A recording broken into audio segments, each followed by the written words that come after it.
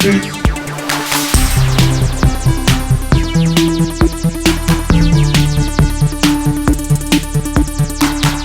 everyone, welcome to a very special episode of GameFace here on Sifted Games at sifted.net. I have my old friend and a great friend, Brandon Jones from Easy Allies is here with us today.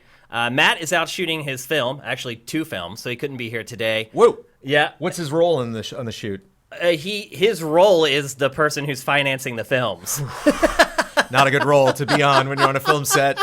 Not a good role. When everything that happens, acids, man. Yeah, exactly. Yeah. So he's out pretty much this whole week working on that stuff, and it is just a perfect opportunity to bring Brandon in. Now, here's something I want to bring up that I don't think Brandon even realizes is that technically this is kind of GameFace episode 200.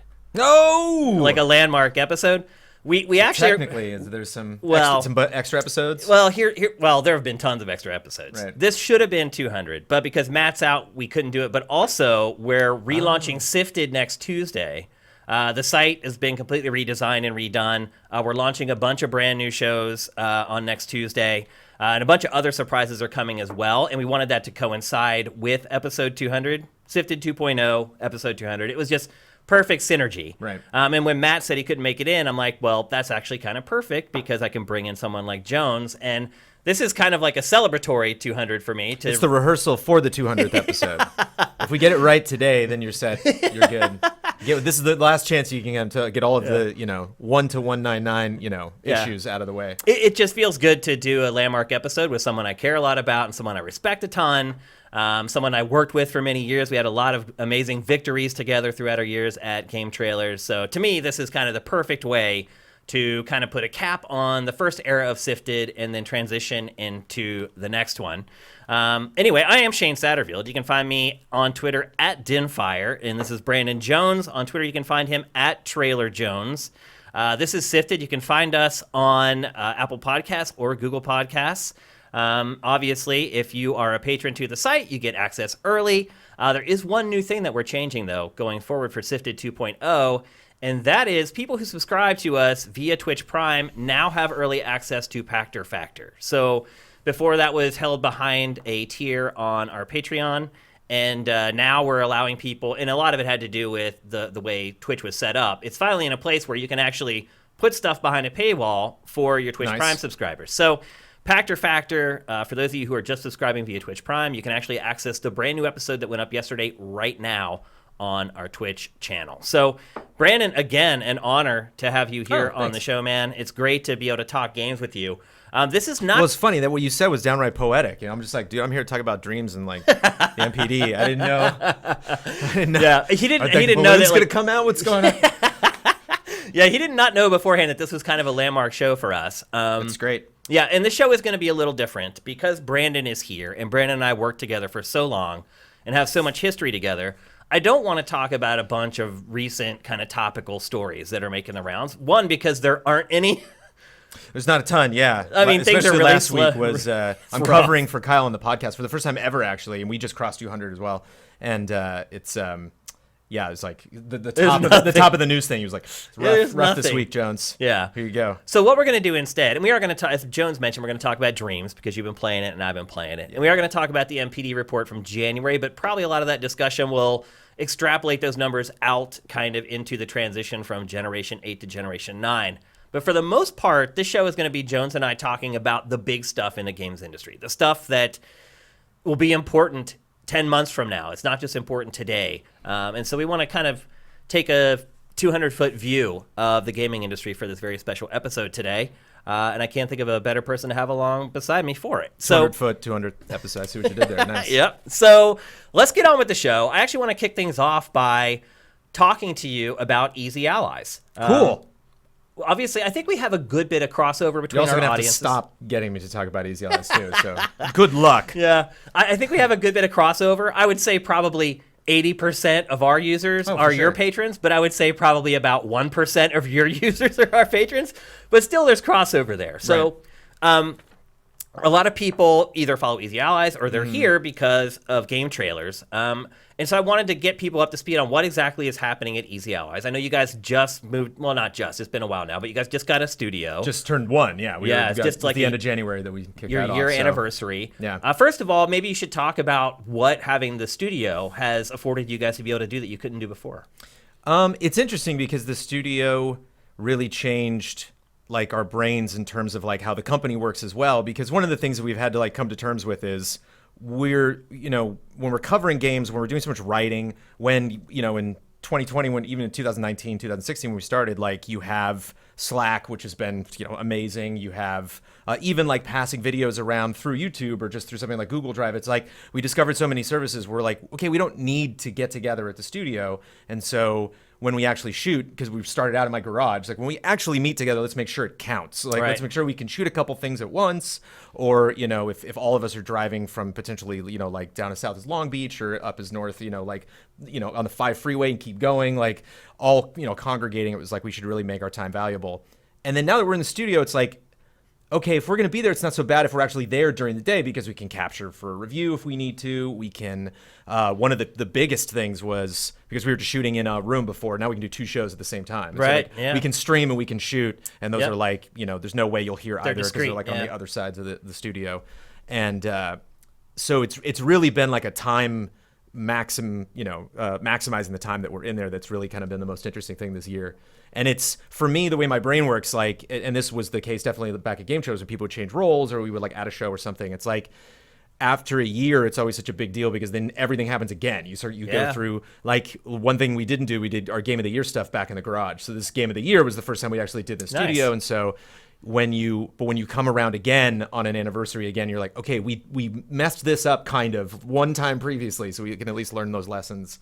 And so like that's really been the last year of like just kind of shrugging off anytime we were like, whoops, that didn't work, or finally got new internet. Like we got just the best business internet we could get, and it wasn't it makes great. a big difference, man. No, I mean it wasn't great, so we actually got like an actual like direct line and got it installed and all this stuff. So I was just like, oh, thankfully, like that's another thing we don't have to worry about. But it's allowed you guys to launch some new types of shows too, right? You have like a quiz show now that I saw. Yeah, that's something I've actually wanted to do for a long time, differently from how you guys do it. I actually want to do a quiz show with our users where they compete with each other to win a prize. So it was interesting to see kind of your take on it and your twist on it. Yeah, that was all Ian Hank and Huber, and it was kind of one of those things where it became a meme in the community for like Huber to have a game show because the guy's just a natural game show host. He's perfect, yeah. And so we were like, oh yeah, Huber's game show, and then after a while, it's like we're doing that, right? Like it's just a question we don't have the space and the money and the resources to do that, but when we do, that's happening, right? Like that's the thing that we're actually doing, and. Ian came up with this really great idea to give it a video game aesthetic where like you're actually playing a game and it's like an RPG. So in order to score, you're like doing damage to these monsters. And did you have to have someone build a game for that? Yeah, that was Jason Wishnoff from I can't remember the name of his development studio. It's the name of his, he follows on Twitter, but he did the VR game with Will Wheaton, or it was a voice activated game where it was a role playing game and you're actually like commanding the voice of the characters. Or using your voice to like move them around, kind of like XCOM style. Can't remember the name of the game in the studio. Sorry, he's gonna kill me. It's all but good. I mean, again, for like stringing a budget together, like for much less than we probably should have paid him. Like work came in and developed the actual like back end game of it. It's a cool show. And but I mean, just to come up with that many trivia questions and like bring in all these special guests, and it's just like we were just talking before. We went live of just like I would like to stop learning things. Would be great. I'd like to really kind of focus on the skills I've already developed and see if I could get better at them maybe. Than like have to learn a brand new thing. Well, I think the other thing every too, 2 months, there are so many platforms now that you're expected to be reaching out to.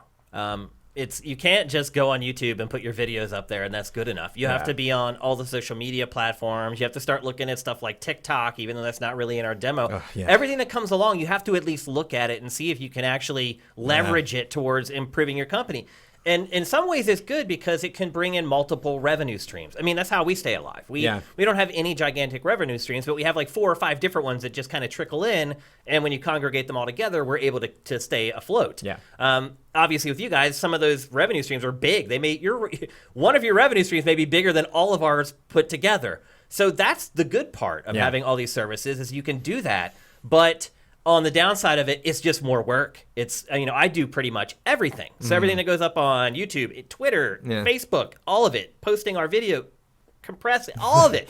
I do all of it. So when something new comes along and you're kind of challenged on whether you should incorporate that into your business, it's a big cost-benefit analysis that you have to figure out in your mind. Yeah. Is this time that I'm going to spend on this going to be worth it? Because if I do that, then the YouTube version of GameFace is going to go up 4 hours later than it usually does. It's this yin and yang that you're kind of constantly struggling with. And a huge element, because there's 9 of us, and one of our biggest things that people love to see is just the dynamic between all of us. That's another thing about the studio is like, let's all get in there more, so we're all doing things together more collectively, and like and I know this, it's rough to say this because like we have our communities that are the reasons like why we're supported, but like we also have to have fun. Like we have to, like we have to enjoy. You're gonna have fun. Yeah, we have to enjoy what we're doing, and so it's like you have an idea that just seems logical. Like reactions are a big thing that Nintendo's got. Their Animal Crossing tomorrow at 6 a.m. and we're just like, no, we can't. Like, we would love to get up and react to that. We can't with the schedule that we have this week. But later in the day, like in the afternoon, we'll get in there early before we shoot something, and we'll talk about it. Do like a post thing. And some people are like, oh, I can't do it live. And it's like, please. Man, sometimes things it's just an Animal Crossing Direct. Like, no, Animal Crossing is my 2020 most anticipated. I like it too. I'm really excited for it. But number one, Shane. Well, then you're excited. Oh, Trailer Jones. Thank you. I appreciate it. Yeah, of course. I had to put your show in there, man. Of course. You can't have a B-roll when you on the show and not have your show in. I got to do one of these for February. Talk about doing everything. Is that going to throw up a copyright strike for this episode? Well, yeah. Welcome to... Who got us? No, they were fine. It was somebody that got That's everybody. Something else you got to deal with. No, it was somebody that got everybody. It was literally all the Trailer Jones episodes I've done since I've rebranded that show. Detective Pikachu we only got nailed throws once. Up flags. It might have been Pikachu. I can't remember. Yeah, Detective Pikachu throws up copyright strikes. We got through it, which was nice. We just said like, nope. And that usually we're like, it doesn't, because again, that stuff doesn't work. When they ask you to remove it from the video, it never works. When we have our number one thing, any of our patrons that are watching, the number one thing that being on Patreon affords us that has nothing to do with Patreon specifically is the fact that like that YouTube pressure, to really customize like our channel to really only be not only making us happy and our audience happy, but like doing the right thing on YouTube, like takes that stress off, like significantly. Where it's like, hey, we can do something like a game show, because otherwise it's like, can you imagine back at to like John and Brad trying to pitch a game show. Yeah, that's the best. We had a reality show I developed called Making the Cut that was an editing reality show that I've seen other people do. I've seen other channels do like editing competitions. We had lots of crazy ideas at GT that were shot down. Top 100 games is the absolute heartbreak of my life. Yeah, remember that? How long we worked on that, and then Eric Flanagan just killed it out of nowhere. Please just pour out for the top 100 games of all time. And to date, I've never seen like 50 meetings. There might be a YouTuber. Somebody could prove me wrong, but I honestly have yet to see a top 100 games feature with a video for every game. I think it would be so sweet. That was one of those to days. Just kick back and watch like 4 hours of just like different writers and different people talking about like the 100 best games of all time. That was one of the days. It'd make people enraged. Working at GT so cool. And being owned by a corporation sucked, because this SVP just came out of nowhere and was like, "You're not doing that." Right. And we had been working on it for literally 3 months. But that's and why had like 8 meetings about it. Had selected pretty much almost everything at that point. Yeah. Like. You're right. There's advantages and disadvantages. I mean, the advantage is you know where your paycheck's coming from. Talking about the bottom line, to me, it's way better. I mean, it's just like I definitely miss. I'm even 4 years later after starting Easy Allies, I'm not making anywhere close to what we all made back at Viacom. And but the freedom. The connection to our community, that's one thing I could never get right. I remembered... It was impossible before. Yeah, I wasn't inspired. Like, that's how I kind of had to follow my heart when I was at GT about, like, what would I want to watch that I think we can produce? It was always trying to find that line. And there were just so many things getting on camera. Like, it was you with Invisible Walls. So I was finally like, hi. I've been working here for 4 years. I'm Shane. Yeah, I founded this 10 years ago. Just I wasn't interested in doing it. And then later, the VGAs, man, I never went to them. Yeah. So I was like, it sounds boring. You didn't miss much. But I did, because I didn't meet anybody. I didn't like go up to Ed Boon and shake his hand and be like, dude, you rule. I didn't like get to meet Riccatelli. There's so many people that like I just finally got to. I only got to meet Keely because he came by the office. Right. When he could shoot bonus round or whatever. When I would work with him, yeah. But So what? Ooh, we might talk about Jeff Keighley in this episode. We will talk about Jeff, definitely. We're talking about E3 later, so we'll definitely get Jeff in here at a certain point. We're at the early part of the year. What are kind of the goals of Easy Allies for the next 10 months? So we're actually kind of putting in, we just did a thing we call Phase 4, and it's interesting when you think about Phase 4 right now because Marvel kind of feels like it's stalled for a little bit. But like one big thing that we did, we're turning 4 on the 21st of March, so we're a month away from turning 4. And awesome. We just joined Roost, which is the ad sales network at Rooster Teeth. And we've never done that. All of our sponsorship stuff has been through our Patreon. And we just have a lot of people that are, it's crazy. Dude, I get people emailing me every day to do sponsor videos on YouTube. And our channel is even that big. Right. And we get emails every day. And then you start talking to them, and they're like, okay, well, where's the contract? Oh, we don't have a contract. Yeah. See ya. See ya. Blood handles a lot of that, and he just like, it's a crappy job. He'll pass that along all the time of just like, haha. It's just like some effort that we're trying to swindle you. Yeah, they're trying to get you to make an ad, and then they'll never pay you for it because you don't have a contract. Yeah. So that's. But you just wait around for those emails because you get some fun emails every now and then of just like, oh, hey, here's confidential, this announcement's coming or this reveal coming. Like, oh, okay. So when you see something, you got me. You evil people. There are evil people out there, that's for sure. Yeah. So wait, do you have any shows that you're launching for this year? Do you have any plans like that? So we have a lot of things that we want to do. We have a one fun show that's coming up that Kyle and Ian are developing called Together We RPG. That's going to be us like. I don't think we've still gotten the specifics of how we're going to structure it, but it's just like us trying to make a role-playing game, basically. Oh, Ian, really developing a game. Ian does a lot of that on his own, and he'll just take an RPG Maker and just make a fun 1-hour adventure. Gotcha. So it was like, why don't we take the talents? Ian loves music, I do voiceover, all and just like make a game. Kyle could do writing, and all get together. And so that's like it's one of those ideas that's kind of gestated and turned into different things. So that's something we're going to produce this year. But because we just switched over to Roost. We dropped a couple grand on the Patreon because all that sponsorship money went away because we used to handle our biggest sponsors on our podcast through. So wait, your Patreon. Sponsors were just joining your Patreon and paying through the Patreon? So we had people. So we had people that were just like, no, you can just say my name, and we're like, you don't want to. Do you have a cause or something like a sentence? And they're like, no, it's fine. You mean patrons were just sponsoring you? Just at the highest tier. Gotcha. And so it was like, no, it's time to get actual patrons in and to actually test and see because one of the toughest things was. How much are we worth? I don't know. Like, I've never really done anything like this. I haven't run a channel like this. I've never been involved in Patreon. So it's just like, I don't know. When we're filling out insurance and dealing with stuff for rent. And it's like, what's your value? It's like, you got me, man. I really have no clue. Ask those 9,000 people. I have no idea, But that is the interesting thing about Patreon. And obviously we're both on Patreon and I think that's a different kind of angle that I've taken from what you guys have done, is that I'm not 100% psyched that my livelihood is tied to Patreon because what happens when I retire? I can't sell my Patreon. Mm-hmm.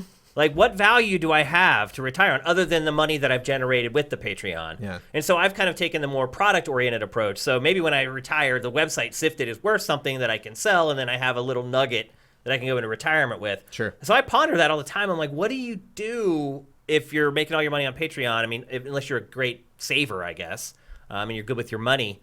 But it's something to think about, right? You have to build that. Yeah. You have to, create that umbrella because it's not just going to be suddenly there. Magically happen. Yeah. Do you think in the future, like in 20 years, you will be able to sell your Patreon account? I mean, is that something that you think will even be on Patreon in 20 I mean, what was it? Counter-Strike where you could actually sell skins or something? Yeah. There's no limit to what human beings will try to sell. I mean, but seriously, we get offers for people to buy our YouTube channel all the time. Oh, sure. And we don't even have that many followers, right. But we get offers all the time here, and I'm kind of surprised at how much they're willing to offer for them. Right.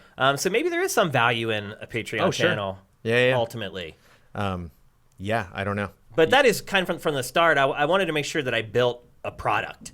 Mm-hmm. So I have something tangible that if, when the day comes that I'll ever retire, God knows when that'll be, that I'll have something that I could sell. And who knows, it may not be worth anything then. The internet may not even exist. Shane, I got real bad news for you, Shane. What? You and I are going to be talking about video games until we die. Yeah, sorry. I don't know what. I don't know what you're talking about. Some way. But I don't know if I'm being getting paid to do it when I'm 65. But. No, you've seen, God, what is this?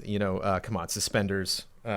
Slick, but Larry King, you've seen him now. Yeah. Like, that guy's not. That's us, man. You're not going to be hunched over in striped shirts and slacks. Our industry is not kind to older people. I mean, let's just be honest. I think, but yeah, but I think there's a lot of ageism in our industry. Oh, for sure. But the older people, when we were older people, it's just the whole thing is the cycle. Is cyclical, and so it's we don't know what. We don't know what it's, And by older people, I mean people in like their late 30s and 40s. Like, I'm not talking about people who are 50s, 60s. When I was your age, I used Twitter. It's like, it doesn't, get ready.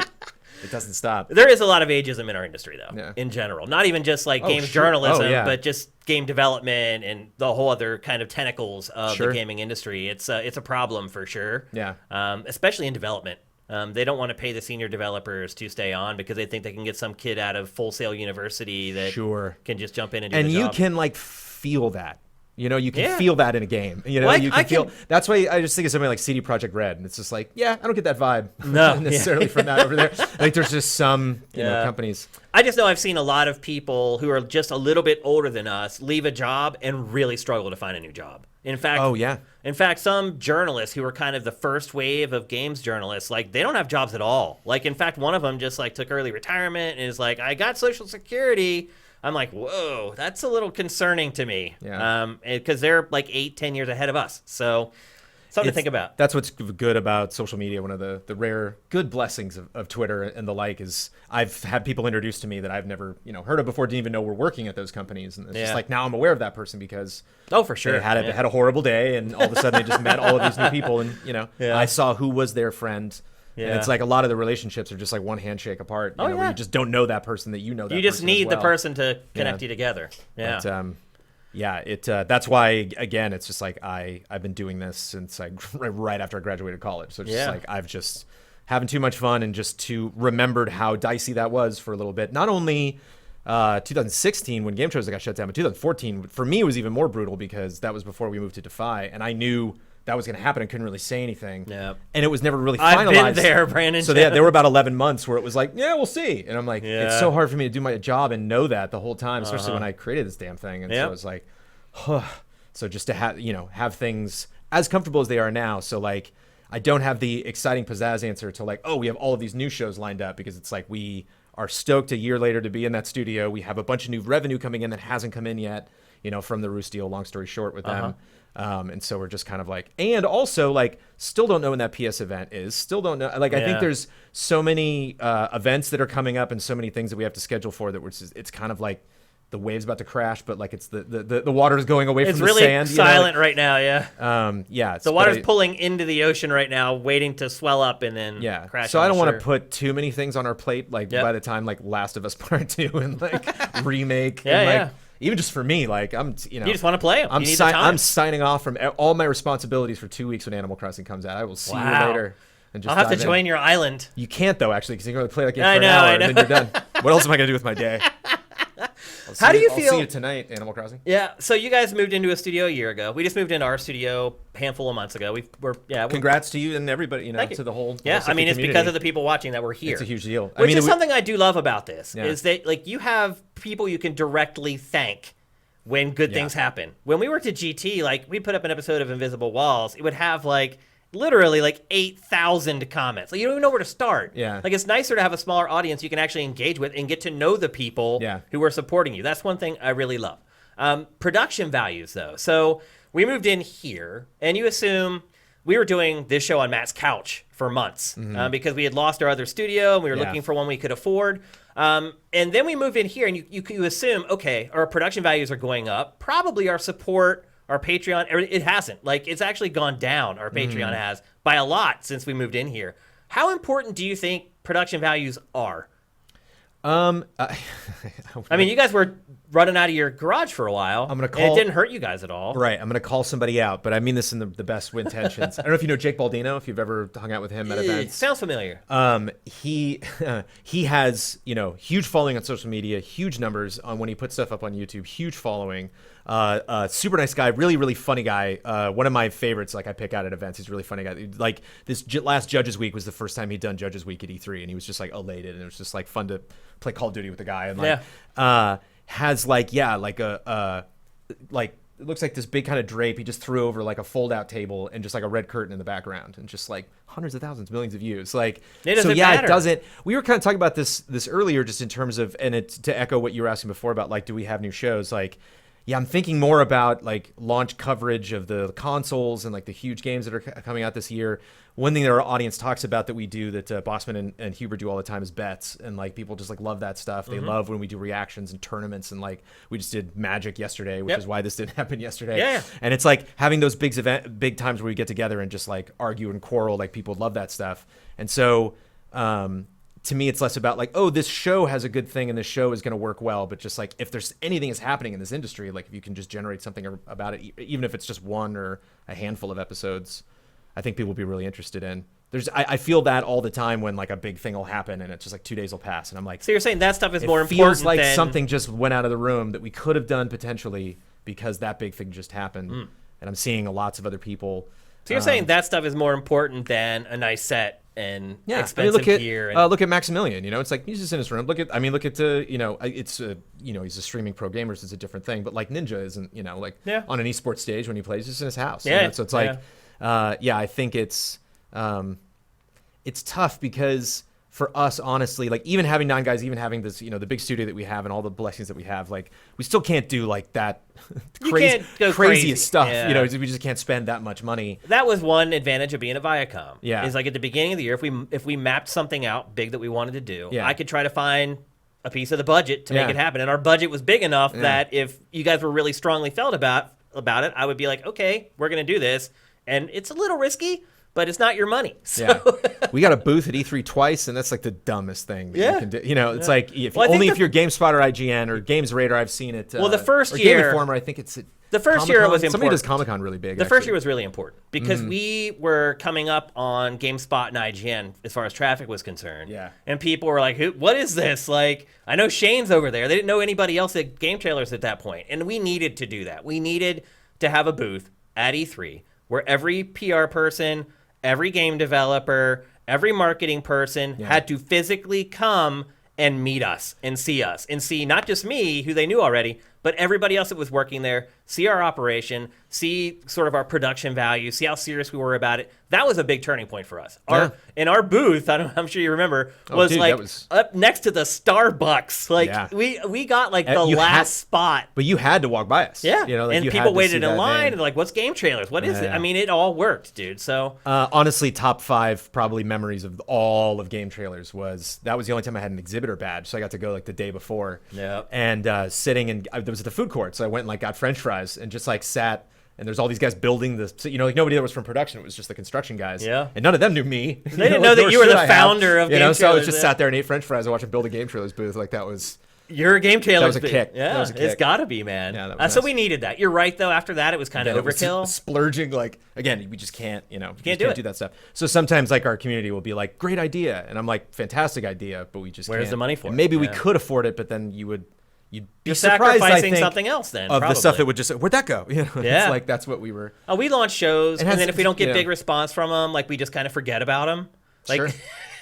like they just go away because you get into a schedule or a grind of like, I know we can do this with the manpower that we have. And you're right. If any deviation from that means that something else is going to suffer. So again, it's a cost-benefit analysis that you're just constantly doing when you don't have a gigantic corporate budget to And I think you can have shows that are just totally random, where you're just like, oh yeah, we did 2 in a month, and then we didn't do it again for 3 months. Wait till next Tuesday, Sifters. Nice. We're developing a couple shows right now that'll launch next Tuesday. Because it's just the nature of, and we're kind of in preview season now, and so a lot of people are like, we have like one person's out one day because they're up in San Francisco for something, and then the next day they're up in San Francisco for something. And so it's just tough to like, Nintendo's like, yeah, Thursday at 6 a.m. You're like, Nintendo. Why? I know why, because it's 9 a.m. on the East Coast, but still. And we were just planning this big Magic the Gathering tournament. We're like literally just about to go live. And Damiani's like, uh-oh. I'm like, what? He's like, Animal Crossing Direct. I'm like, now? At 6 a.m. I got the headphones on, like ready to go. Well, the good news is no traffic to get to your office. Yeah. Well, I'm probably... That's about when you'd have to leave to not have traffic here in LA. Yeah. But... yeah, it's just I think it's gonna be a fun year, and again, we're just still transition year. We're still in that studio as well, and so it's tough because a lot of people are like, I got a question. I do a stream every Monday morning where I just like answer questions from the community, and somebody was like, "So where are we going?" Just kind of we seem kind of comfortable right now, and I'm like, "You were still in that studio, like, and we've had rent increases, and we've had it's like there's always just that idea of like, if things don't work out in some way, like how can we make sure that we what do you do then? Or cover our assets and assets. You have to have an escape hatch. Yep. But anyway, well, it sounds like things are going great over there, man. I mean, I just want to say that I'm extremely proud of what you guys have done. It's amazing what you guys have accomplished. And this might not be a business thing, but I have a almost 8-month-old at home, and so the fact that I'm not dead is it's amazing. Woo! Well, it's a testament to the fact that you have great guys working with you that can pitch in and help out and do a lot of stuff that you need done. Which rolls back around into just the actual like fun, like the enjoyment. Yeah. After we did the magic thing, it was like, how was that? Did we like doing that? Like, is that something you want to do again? That is the thing that I miss. Because then people will back you up. And that's the thing I do miss the most about not working with you guys anymore is that I work alone. Like I work alone all the time. Like, and I hate it. Like I'm crazy social extrovert guy, and I'm like sitting by myself literally like 12 hours a day, just nonstop. Like, and I miss it. I miss you guys just personally as my friends because I don't get to see you guys anymore. But even it's overrated. It's not. I don't think it is, man. Because when you work together, you bounce ideas off of each other, and everything becomes better. It's like if I don't nail something, it doesn't get nailed because there's nobody else to be like, Shane, like maybe look at it this way. It's like there's nobody to do that. So it's having that many people around you who are just as passionate as you are is very important, and that's definitely something I miss. And that's movies. I'm a film student, so that's like the education that I came from for forever. I was doing that before I started, and we're still making videos and stuff. But it's like specifically movies is like the industry I thought I was going into, and all of that is just the dynamic of like everyone needs to just do a thing. And make sure you keep doing. Don't get in anyone else's way. And make sure you keep doing the thing. And just do it the best that you can. So that's why. When people they toss out like awards at the Oscars, just like I can't. There's a couple. I saw some people like throwing out genres at the Oscars, and I'm like, oh yeah, good point. Why don't we, why don't we give out an Oscar for best stunt person? Why don't we give out, like, split up some of these other, Oscars into different things? Because there's so many people. There are, absolutely. It's so huge. Yeah, for sure. But anyway, congratulations. You guys have done amazing. I'm really happy for you guys. I hate to say like I'm proud of you guys because that makes me sound like I'm a parent or something like that. Oh, yeah. I've eased way into the dad role. I got the gray hair.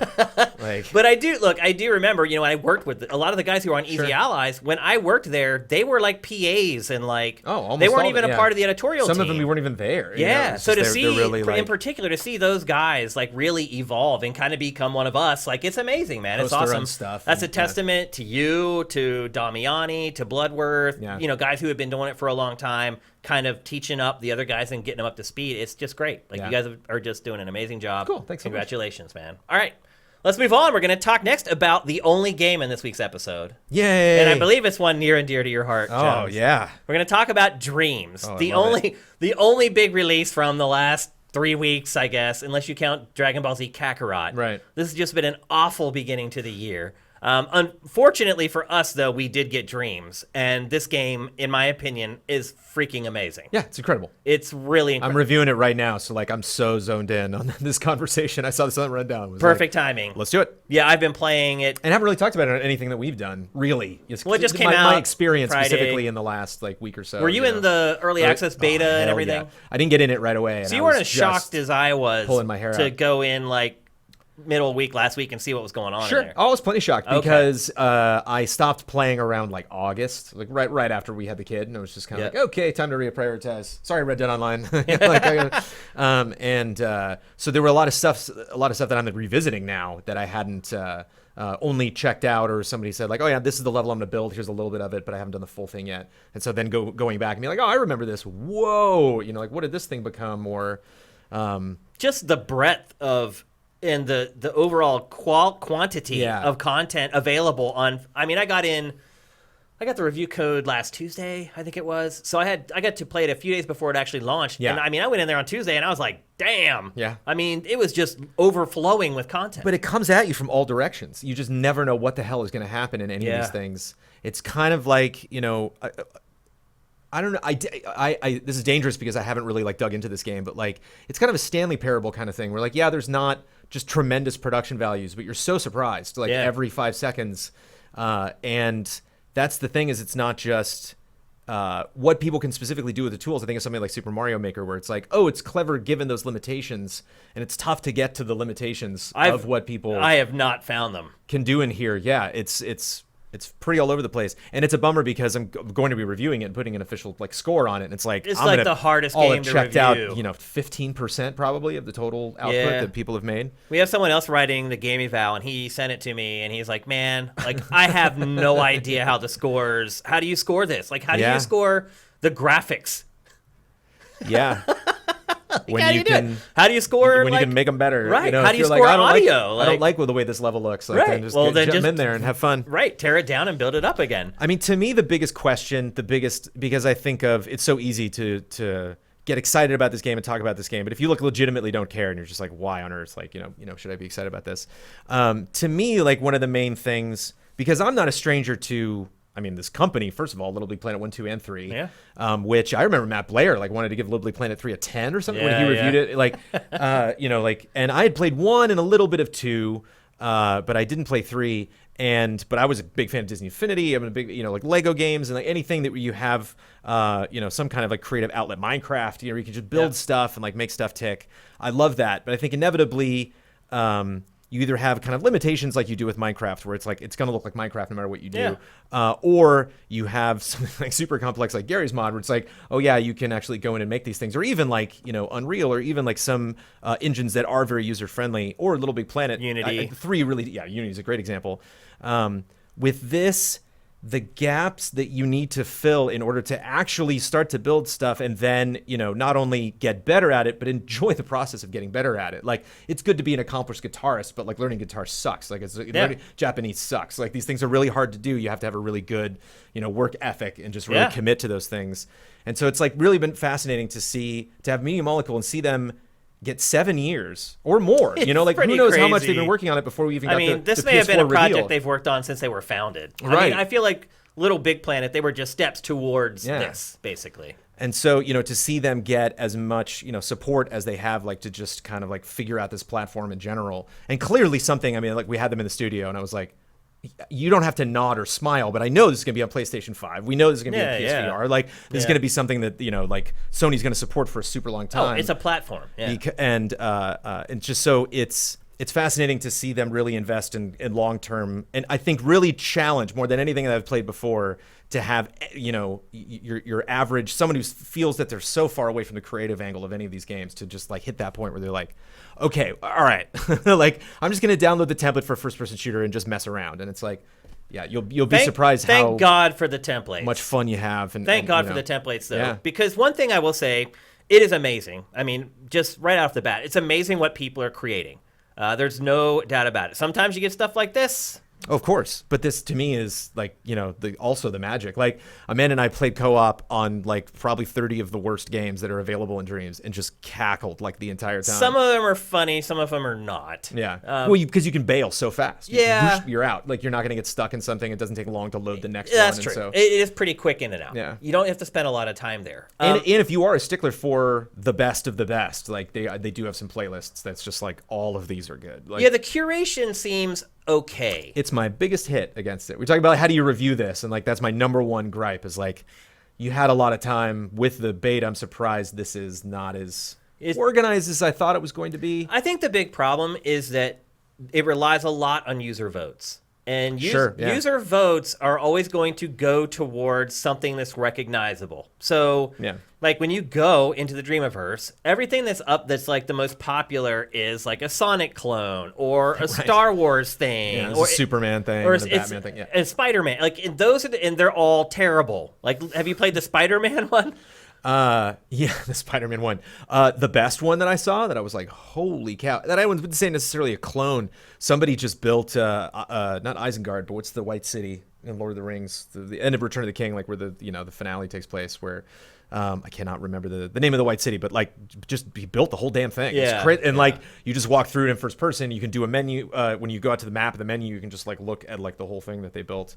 That's one that like I've built some dreams and they're like, oop, you run out of room, and it's like if I already ran out of room, how the hell did that guy build the White City? I don't understand it either. Like when I first built my habitat, my little space, like I plopped down like 4 things and they're like, that's it. I'm like, wait a minute, I haven't even like covered the floor with grass or anything. Like. Yeah, I haven't figured out yet, like where the limitations come from. I think cloning has a lot to do with it. I think when you like when you sculpt something and then you just like it adds like almost nothing to the map. Whereas if you actually like create a new thing or bring in a new element, and just as is proven with anything, once you add any sort of AI, the whole thing just has a heart attack. Like I mean, that's also where the game to me kind of goes out of bounds a little bit. So. I liked Little Big Planet. Mm-hmm. I liked Little Big Planet 2 more. Little Big Planet 3, I played hardly at all. Because I felt like I had kind of been through it. Yeah, me too, yeah. And so I get to Dreams, and obviously I'm going to give it another chance, but what I found is that it's still not fun to create. Some people don't want it to be fun because they're aspiring game developers, or they love Minecraft, or they love any sort of a game tool type game. For me, I really don't. Like I've never really got into Minecraft. I never got into Roblox or any of those other things. Like I like games that make the building a part of the game itself. And there aren't many games that do that. Yeah. Fortnite. Yep, it's one of them. Although now it's forget about it. You only realize I still play Save the World, darn it. You only realize it matters when you play against somebody good and they build like an entire house as a shield in front of you when you're trying to shoot them with your gun. But they do. I mean, you boot up Fortnite and there are 3 options: the single player, the multiplayer, and like just a pure level creator thing. So like they do have like Dragon Quest Builders. Like it's not an amazing game. It's okay. It's passable. But see, there they actually gamify the building where it's actually relevant to completing objectives within the game. This is all driven by how badly do you want to make a video game. Yeah. And it's fine. Like the tools are just as user-friendly as they could possibly be. Like they have really done an amazing job making something that's very complicated as simple as it can be. For me personally, it's still way too much. Yeah. Like I can build a level and that's fine. And I can do that really quickly now. I'm used to it. But when I start trying to apply behaviors to things and AI to that's where it loses me. It's fun to see dreams that have like legitimate opening credits because you'll see dreamers that got together and were like, oh, okay, dude, I have the whole idea. I built it. There's no logic. Yeah. I think I saw one person that like wanted to make a turn-based RPG. And there is one. Yeah. Oh, like a good one. There's a ton. There's like a Final Fantasy demo clone. It's funny. But they're, I think built the character, built the world, probably even was like tampering out with music and stuff. They were just like the logic part of it. I can't. And so I think you'll see that more, but again, that does take a grassroots effort. You do have to be in the forums. Maybe that's kind of good. You go to their website and you do have to dig in. Maybe that's natural selection. Maybe it's good because if you have people like me trying to make stuff and uploading it, it's just going to add more crap and noise to cut through for the people who want to consume the good stuff on there. So I think a little bit of that barrier of entry might be a good idea. I think a little bit of that is curation. I also think that is not necessarily a war that this game needed to win, just really getting you and, convinced of that because of how much goofy single player stuff there is. And like I said, it's not a super expensive game. I think this game will clearly be supported by Sony for a very long time. And so it's like, you should do kind of like what I do with Fortnite, where it's like every 3 or 4 months, just like jump back in. New season, just play it to see what's up. Click the latest things. And it's like, they even have like trending right now. It's just a lot of it's really tough. I mean, some stuff you're jumping into is not finished, and it's tough to like know what those things are before you jump into stuff. And I feel bad. It's kind of the Wild West. It's like, so I'll find something in the Dreamiverse and I'll play it. It'll be a piece of crap. But I can see, because I've been working on my own stuff, I can see how much work they put into it. Oh yeah. And so I'm sitting there. That Spider-Man thing, there's some cool buildings in that map. I mean, you can but it's awful, but you can see how much work that they've done on it. Yeah. And so I'm sitting there with that moment where I give it a thumbs up or not. And I'm like, I really want to give this person a thumbs up because I know they're killing themselves working on this. Yeah. But I don't want to give it the thumbs up because I don't want other people to stumble on this and have to play it before it's done. And it puts you in this moral quandary where you're like, I'm damned if I do and I'm damned if I don't. Right. So I usually I'm pretty judicious with those. You give the thumbs up. No. You don't. I didn't either. I didn't either. You got to convince me because it's more important that because it's early and there's really not. Yeah. I mean, I think just based on name alone, I don't know. A lot of those things that I jump into, again, that one from Lord of the Rings is the only one I'm like, holy cow, I would buy this. This is insane. Where 99% of the other stuff that I see, it's garbage for the most part. I do want to say this before we go any further. Everything that you've been seeing in this B-roll has been created in Dreams. So all this campaign footage that you're seeing, this is all created with the actual tools in Dreams. It's hard for me to believe. Yeah. Did you play through the whole campaign? Oh, yeah. It's only an hour and 40 minutes or something. It's not very long. But it will blow your mind that they've created everything with the actual game. There were times I was like, no. There's no way they made this with Dreams. But then you start poking around in the Dreamiverse. No, sure. And you'll start seeing shades of stuff that looks almost as good. There's a kart racing game in here that's freaking amazing. I know. It's better than some of these crappy That's indie the thing. kart There racers that come are out. close to 100 games in here that are fantastic. That are legit. That are really, really, really, really good. Yeah. And this game's $40. And that's way more than I thought there would be. I'll be honest. Yeah. And again, it's when you think about the fact that you're talking about here's a Rezo gun ripoff. This one's so damn funny. The sound design on this one's really good because it's called Southpaw Cooking, and you got the phone in the other hand, and so the whole time you hear just the Peanuts voice and you're like yeah, and so it's it's impossible, but it's just the way it's shaded. I just use it to play with the you can tell the physics. Is this the kart game you were talking about? Yeah, this is a kart racing game. But again, a fun example of Look synergy. at this. They built this in Dreams. Yeah, man. And I'm That sure looks this as good as Mario sure Kart 8. I'm sure this person's just going to go nuts. You're going to keep jumping back in throughout the year. This is going to look even better on PS5. Well, by the end of the year, they'll probably have 15 tracks. Totally. I mean, look at this, dude. All of these characters are characters other people have made in Dreams. So if you go into when you pick the characters, you can see the creator actually mentioned in the credits. And so it's what a fun thing to add. It's like Smash Brothers style. Yeah. Wouldn't that be fun if Dreams had a fighting game that everyone just keep adding characters? Yeah, man. yeah. And there's just one master fighting game. Yeah, and then we'll certify them and put them in. There's just a Smash Brothers. You can just do 16-player multiplayer of everybody on PS5. And so it's and that is one thing I love is that you make something and you can share it and then anyone can take it. So if you're I don't really want to build a tree, you can go in the Dreamiverse trees, and you can find all the trees that people have created. And that was not necessarily there when it went into beta last year. And so it's been interesting to build that over time. And so it's we've all been, even when something that's, I think, been kicking ass, Division's been a little rocky, but Apex Legends and certainly League and all the huge games no one ever talks about because they're just doing fine. I talk about League. They're I just don't necessarily people talk don't about like it, but I do it. These things, it's always the question of how much are they really going to support this? How much more is there going to be later? What's the interest in investing if it takes me a while? Because here's what I think of, people finally got not only, the beta started in January, but people were building stuff beforehand. Yeah. What happens when somebody launches a Dream that they were like, hey, here's something I'm working on for 3 years.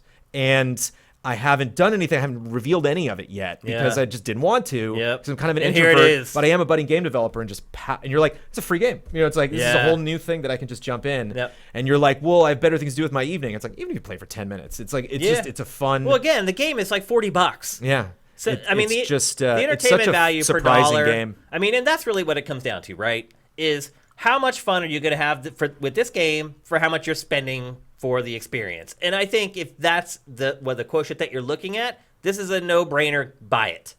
I just think there's a clear 50-50 split between do you want to make stuff or do you want to play stuff.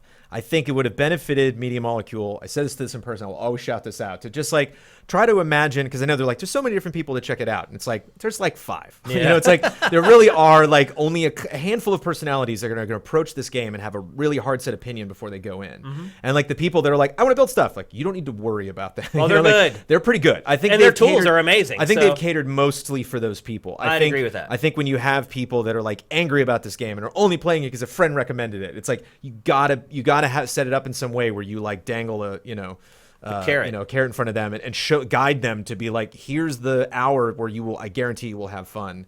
And it's a little bit too much right now. I don't know. Do you like shooters? And it's you need to steer. You need to pull me a little bit more. Let me bail at any time. But I think the roadmap going into this game could be a little bit more. I mean, I loved it, but just more beneficial to the average sales, consumer. to bring more people in that are skeptical. And so the campaign in this is really short. It's only about an hour and a half, hour and 45 minutes long. I don't think they try to sell it as more. I definitely got the vibe that it was going to be. I think it says so actually, like a movie length. I think it says like in the description. So it's like, on this show, I just like to get that out there because there are some people who will only want to buy this for what Media Molecule. And here's one thing I'll say. What they create is pretty good. Like Media Molecule should probably be making like traditional games. And they made like 6 to 8 of their own levels as well. Mod, and their templates are. I mean, they basically have genre templates for you. The tutorial stuff is all scripted very comedically, like a Doctor Who episode, and so it's all. And it builds very slowly. Like they do a good job of teaching you how to use the tools, and they do make it relevant to the game as far as the tutorials and things like that. But ultimately, when the rubber hits the road, it's like either you have the motivation to create something that other people are going to love, or you don't. And I think that's where you need, if you're a consumer trying to figure out whether you should buy this or not, you need to think about what kind of player you are. If you're a person who just plays, I think it's a harder sell. If you're a person who loves to create, it's an easy sell. But I think either way, I think you should buy it. Totally, but it also makes me wonder how important like their quote unquote launch is. It's been around for a long time. You've been able to buy it for a long time.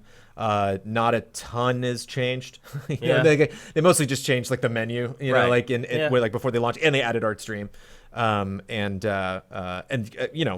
me if I'm wrong. I have. Mostly been checking out a lot of old levels that I haven't played, but there's just like so much going on there that it's tough to be like, I understand all of it. Like I can totally get a picture of what this looks like.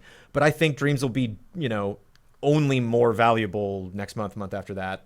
Especially if like the price drops for like some like holiday sale or something at Christmas. It's like this game in a year, like. And what if Media Molecule doesn't end up supporting this with some crazy game that they've built in the tools? It's possible. Yeah. I mean, they could keep updating it. Will it happen? Yeah, I don't know. If you get some, if there's some like Dreams, or some like special PS5 with games package and just comes with Dreams and only for like $10 extra. I mean, think about packing in Dreams with PlayStation 5. Yeah. Think about that. Yeah. Or just doing, having a free for life PS Now month or something. Where it's the PS Now game. All you gotta do is download it and you have it. And you have it. Yeah. Because this game probably is ultimately going to live or die on the user-created content. Let's be honest. It's not going to live based upon people being able to create. But that's it's going to live based upon people being able to consume the stuff that the other hard workers create. But that's the beauty of it, is because we were talking about that, with creating content just at Viacom, but it's just like you think of all the ideas and all the stuff that hasn't happened because people aren't interested in doing it. And it's just like when you have these communities together. I think one of the things that kind of needs to break down is I think you have a lot of, and probably it makes sense, like you have a lot of people, introverts that are making games and are nervous to like reach out and meet other people. Yeah. And like kind of when you start to see some of those walls go down and like actual like companies like developing group, like you see a name anytime I see like, Jobo Productions, and it's just like Jobo's a dude. Of course. But when you start to see like, no, this is 10, 20, 30 dreamers that got together, to do this thing. It's just cool. I don't know. I'm more positive about the future of this game than a lot of other games I can think of. I also think if you're just a player and you're not interested in creating, I think it'll be fun the first 2 days because you'll uncover all these goofy, like there's one where you just like stab blueberries with a fork and they scream. Like there's just all these weird experiences. There's one where you're just blowing boxes up and you hit the triangle button and it resets. Yeah, that's it. That's all there is. I did that for 45 seconds. Yeah, and it was a great 45 seconds. Right. There's just tons of stuff like that. The first couple days, it's like the honeymoon period. Of course. Then you have the lay of the land at that point. You know that like, okay, if I check out 5 things, probably 3 of them are going to suck. One of them's going to be okay, and one of them's going to be really cool. And I think they can get better with their filtering, with their curation over time. 100%. It's the number one issue they have right now. Yep. Issue, but like, and I think that'll be easy for them to fix. I understand why they want to put a lot of emphasis on user votes right now, because I think that's the easiest metric to kind of use. But I think the more they get their hands dirty with their curate, and we've learned this with SIFTD, with curating content. Like, you can't just put up everything because then it just turns into a bunch of noise. And I think if they get a little smarter, maybe hire some curators to go through the Dreamiverse and find the good stuff, not just look for stuff that has a bunch of thumbs up, because anything Sonic is going to be there, anything Mario, any of that stuff. It's always going to bubble up to the top. You're like, I know that. Well, it's like, I don't know. Like, it's interesting that they have that stuff in there. Is it legal? Many things. There's like 8 Zelda levels. I mean, there's like 4 Kokiri forests. Can they get away with that? Well, they can't. I mean, all it takes is just Nintendo to call them and tell them to take it down, and I'm like, that hasn't happened. You know, all they like, have to do is take, and that's there. right, because it's just So, like YouTube. Everyone's like kind of cool with it. The copyright holder requests, you have to take it down within a reasonable time frame, and you're covered. With Minecraft and stuff, I think once you actually like get into like games, I don't think that's kind of the Wild West right now. I think it's they're much more looking at like YouTube and people actually like stealing the product itself. Where it's like, oh sure, you're gonna make some. Like, I don't know, man. Nintendo is aggro, man. Nintendo. I mean, they shut I'm not here to down- say what Nintendo's gonna do. That's a fool's errand. I mean, they shut down that awesome Super Mario 64 HD. But there's Mario 64 is in there, man, right now. Yeah, you can play dreams. Or at least just like the first part of it, and it's not bad. Not terrible. Yeah. Here's one thing I would say about pretty much everything I played. I didn't think any of the controls in anything I played were razor sharp. No. And if you go back to Little Big Planet, look at like Invisible Walls back when that stuff came out. We always complained about the controls and the floatiness. And in this game, and now you can't really blame it on Media Molecule, but the bottom line is that the default settings for controls aren't great. Yeah. They still feel loose. It's a baseline, it's a little loose. wobbly. And that kind of extrapolates out across pretty much every game on there. Again, something that they could fix with their algorithms and their code and stuff like that. So it's funny, even just like the default like human that you're gonna drop in. Yeah. Yeah. You okay there, buddy? Yep. Yeah. But I've seen some people figure it out. Like I've seen some people kind of cut past it and either like I have not seen a great human yet. No. Some of them look okay until they move. Yeah. And then it's like they're all like I can't argue with that. I got so there are limitations, but these are limitations that are not insurmountable mountains. They can work it out. They can code the game in a way that they can improve it. Yeah. So for a launch week, it's pretty freaking amazing. And I think for right now, there are some things, we're talking about racing games, some of the fun stuff on there that they kind of lean into, okay, if it's going to be wobbly, let me make it fun and wobbly. Like there's one, I can't remember the name of it. It's like Apocalypse or something. You're literally just a triangle and you're just like flying through the end of the world. And like buildings are collapsing, all this stuff is happening around you, and like it doesn't look great, but like you are going fast enough, and it is, and like, and if you die, just you respawn right away, and so it's like it's just smartly done as like, that was a crazy 2 minutes, and I think that's like, please do that, please, people that are making dreams. It's like, don't you start one and it's like in an age. It's like I don't have time. It's ambitious, and kudos, and a lot of that stuff, of course, will end after like the first forest, and they're like, all right, see you later when I actually have time to finish it. I'm a college grad. What can I do? So we were both basically saying buy it. Oh my goodness, But do you think it will sell? Especially too because it's so console. No, but we'll get to that. Especially when it's so console specific. Yeah. I don't see this. I don't think Sony's treated it like that. I don't think they've. Have you seen any commercials for this? I don't feel that desperation there. I think this is something that Sony realizes. You put it out there. It's like a montage sweetener. Yeah. It's like no, you're right. It's like it's something that anytime they're like boom, boom, boom, PlayStation 5, like you're always gonna see like, what the hell was that game? And it's like, oh, that's that thing that's bundled with the PS5 or whatever. You know, like that's that fun thing that we all just kind of goof around. That it just seems like almost every PlayStation owner has. You know, and so I could see it like, oh hey, look at that, it's in the top 20 again. You know, it's still around. And just like once you, after 2 or 3 years, look at that chart, be like, oh, look at that, it's only gone up. You know, like it really just, because it did hit that point, kind of like with VR. Where like eventually every now it's and going to then get a something hit. You're like, you have to. Eventually there's going to be some game nutty. created in dreams that everybody loves. And that will be the tipping point. It's like I was saying off camera earlier about how when you work on YouTube and you're not one of the big guys, you're trying to find the hit.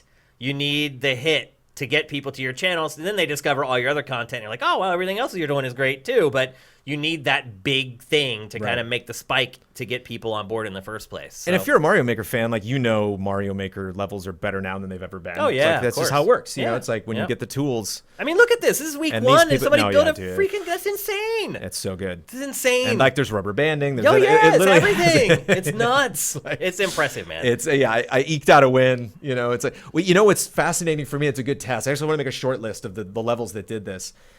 You know, one of my goals for the review, I actually want to focus on much more community stuff than Media Molecule stuff. I have to show art stream, but like, and the tutorials, but like everything else, I was like, nah, I don't want to show the other levels they made. I really want to focus on like the weird stuff. Yeah. So I want to try to pick one level for every shot. I don't ever want to show a dream twice in the review.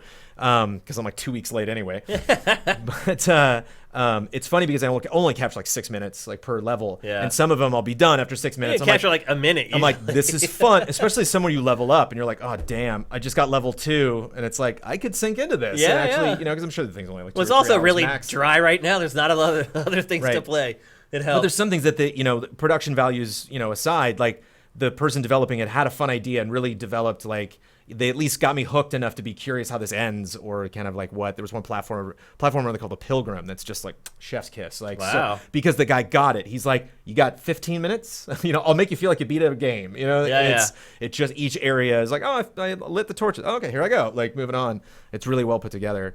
Floaty, and of course has all the issues that the other things do, but it's interesting. I think there were like I said, there were like 10 or 15 of them that I'm like, okay, I'm not going to capture this, but I have to beat this because this is phenomenal. You're enjoying it. Yeah. Ruckus is usually Ruckus, I played man. it. Yeah, it's impressive. Ruckus is really good, and it's funny because the VO comes in from like the medics and the news people, and it's clearly some like 12-year-old kid who just That was crazy. Clever dude who's got a lot of time on his hands. Yeah, I mean, it was basically like an updated version of what's that old arcade game where you Rampage? Yeah, Rampage. Yeah, and I think there's even like a couple Rampage jokes in there. Yeah, it's amazing. But like, I played what's that the next until thing it that was guy's over. gonna do? Yeah, and it's like, how many Cool. buildings can I destroy before the time? And I played it all the way to the end. I played it the whole time. So there are some gems in there, and as time goes on, there will be more. But I think right now, both of us recommend people buy it. Space Cadet 2020. If you have dreams and you're like, Space Cadet, I haven't heard. That was a good example. A game that does graphics and floaty and that has nothing to do with it. It's just kind of what the person did. And I can't think of a game outside of Unity and Unreal and stuff like that where you could. And there are people that just create cinematics. Movies, just music. Yeah, just like somebody character recreated models. the opening to Episode 4, Star Wars Episode 4. And it was rough around the edges, but it was cool. Like they actually managed to do like the text scrolling into space. And I saw something that was just like a spaceship taking off from a planet, and some Robotech comes by and just tackles hits the the engines rocket. and flies away, and you're like, "Is it?" It's That's all it it's a 15-second animation, but it's amazing. Stuff like that's cool. Yeah. And you get stuff. There it is, right there. Like they totally did. So it's you pretty just get insane. Yeah, you just get all these people together, and just as someone who's like goofed around with the tools, and I even hit a point. Inevitably, I'm going to hit some point chain where, I'm going to find some logic thing and be like, oh, God, how do I do? Because I do actually have 2 dreams that I'm like, this is like a game idea I've always wanted to do that I knew wouldn't cost too much, but enough that hell no, I'm not going to invest in that. And so I'm like, maybe I could do it. And just the moment it gets down to like, well, I want to do this thing that affects the entire world. Yeah. How does that work? Do I have to go person by person? And it's too much. That's where I draw the line. I can't do it. But once you find it, like text is a great example. Like I wanted to build something that had text for the review itself, just to kind of show like, discovering new tools. And once I was like, oh, that's how that works. You kind of get, so like, all right, now I want to mess around with text for a little bit and see what I can do. And that's how subtitles work, and that's how menus work. I'm like, oh, neat. So like if you do kind of push yourself, you have these little victories. And again, it just doesn't feel like something where it's like, all right, I really got to commit to this for a month, and then I'm out. And it's like, again, like I just see myself, kind of, oh yeah, dreams. I haven't played that in a month. Well, something will pop up. A game will pop on YouTube. Polygon's going to tweet this every day. There's going to be some other. That is right in look their what wheelhouse. Somebody blah, And so Kotaku. Yeah. Let's do it. Greg Miller's been a big champion of this. He built something like and just in the community focused stuff. It's like if you have. You just build a studio, man. Just have people deathmatch on this desk. Yeah, like when first I was like, okay, what am I going to build? And I was like, okay, I'm going to take the SIFTD logo, I'm going to lay it down flat, and I'm going to make a maze out of it, and I'm going to make a shooter. And then I got literally like an hour and a half into it. I was like, see ya. Everybody, all the guys were making fun of me because I'm like, Dream's really intuitive. And they're like, what have you built? And I'm like, I've started building a lot of things. And they were like, yeah. And I'm like, have you finished anything? It's like I'm not interested. It's because that's what hits you in the face. You're like, oh. It gets to the hard part, basically. This takes a long time. Yep. So anyway, that's Dreams. Give it time. 2 thumbs up from the both of us. We both say buy it. It's cheap. You'll be able to play it for the rest of your life, honestly. Relative to what you get. And again, as you're just a PlayStation owner, it's like, this is coming to PSVR, and then, oh boy, that'll be fun. This to be in VR with the controllers. And just like, Yeah, this actually dovetails nicely into our next topic, which is January MPD. We are going to talk about the games that sold really well in January, but really what I want to discuss here is the transition from Generation 8 to Generation 9. And the reason I said it dovetails from the last topic is because that's what's going to happen with Dreams. So I said, you're going to be able to play this forever. I think there's a lot of people right now wondering, am I really going to be able to play these games forever that are on my PlayStation 4 or my Xbox One? Are they really going to be backwards compatible? So maybe some people are reluctant to pick up Dreams because they're like, wait a minute, in 5 months I'm buying a PlayStation 5 and then it's gone. And then, no, I mean, in that case, I think Dreams probably will work on PlayStation 5, although I don't think it's going to be as easy as you might think or as easy as some ports.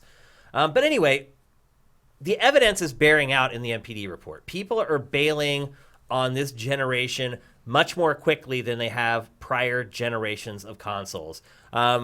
January overall spending was down 26% year over year with January of last year.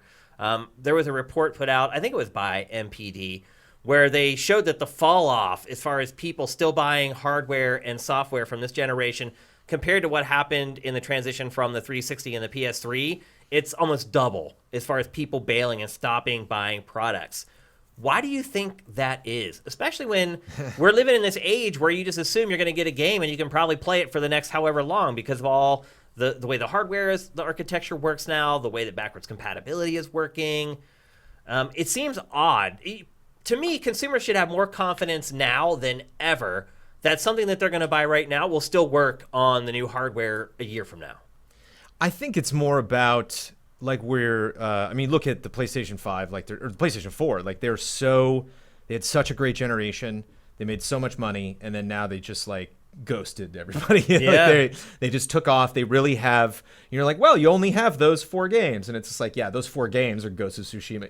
Yeah, they're huge. Last of Us, Final Fantasy, which is coming to other things eventually, but I think they're going to do okay, and I think that's kind of where everybody is. I think actually, for as interesting as all the stuff that Microsoft is doing, the Switch is just like had such a killer 2019. But even it in January for the first time went down. But I remember even like Luigi, like before that came out, it felt like nothing really had happened. Yeah, nothing's really happened since. Right. The last time I played my Switch was to play Luigi's Mansion 3. But then again, we got Breath of the Wild 2 that's probably coming out. Yep.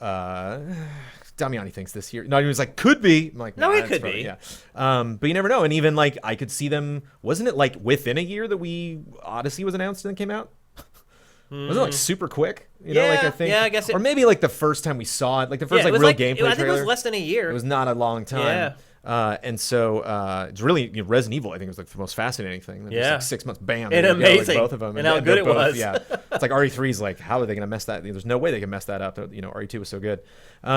So just think, they're clearly everyone's holding their breath. Everybody, and. But they haven't in prior generations. That's the thing. That's what's different Not so this much. time. Not so much as they are doing right now. Yeah, I mean, a lot of times, prior generations, the year before the new consoles came out, they would sell more software than ever. Because that's when your installed base is gigantic. But for whatever reason, this time, people seem to be pulling back. And maybe they're anticipating that these consoles are going to cost a lot more, which we'll get into a little later in the show. People might not be interested in buying consoles. Like, I don't know. Yeah, it seems like Microsoft and Sony are really trying to read the room right now and can't really efficiently or comfortably that they're like, we are not going first.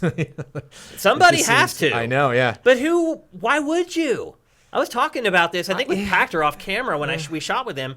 And I was like, why would you go first? Why wouldn't you just sit there and wait? I think you could go both ways. Because if you go first, no one could care the second time around. But then if the second time around is But if you go first, the second person can always trump you. Yeah. They just might not be able to do it. They can always set the price lower. They can always bump the release date up. There's no advantage to going first. None.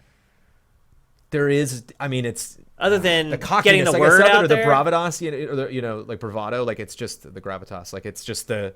to kind of step out, to be the first person to show up to the party. That doesn't translate into money, though. Not really, not all the time. It doesn't work that way. No. Yeah. So why would you ever be first? It's Nintendo was first because technically the Switch is the beginning of Gen 9. I guess. I do not consider it the beginning of Gen 9. Yeah. I consider it the end of Gen 8. Sure. Yeah. They just they made a Wii U gamepad that didn't need to be plugged into. Well, they've been staggered for a while now. I mean, they've been basically mid-gen now for a couple generations, so it's not out of the ordinary. Yeah. And I think most people will consider Gen 9 officially kicking off with the PS5 and Series X. Sure. I think, except for Nintendo fans. Yeah. I think everybody else. It's the kind of thing when you say, Happy New Decade in 2020, they're like, actually, you're like, oh, hey, shut up. It's 2020. You're right. I get it. You're right. But, You're absolutely right. On paper. Yep. So things are slowing down a lot. And I mean, just look at these first couple months of the year. It's been I hate to say it, but it's been a nightmare getting GameFace shows together every week. I don't know how you guys are doing over on the Easy Allies podcast. I've never moderated that thing before this last week. So it's been work. I thankfully don't have to do it. You should be very thankful. It's been work this entire year so far getting shows together. Like you're just scraping. So yeah, spending is down 26% year over year. Software is down 31%. So actually, hardware hasn't taken as bad a hit as software has, which is completely out of the ordinary.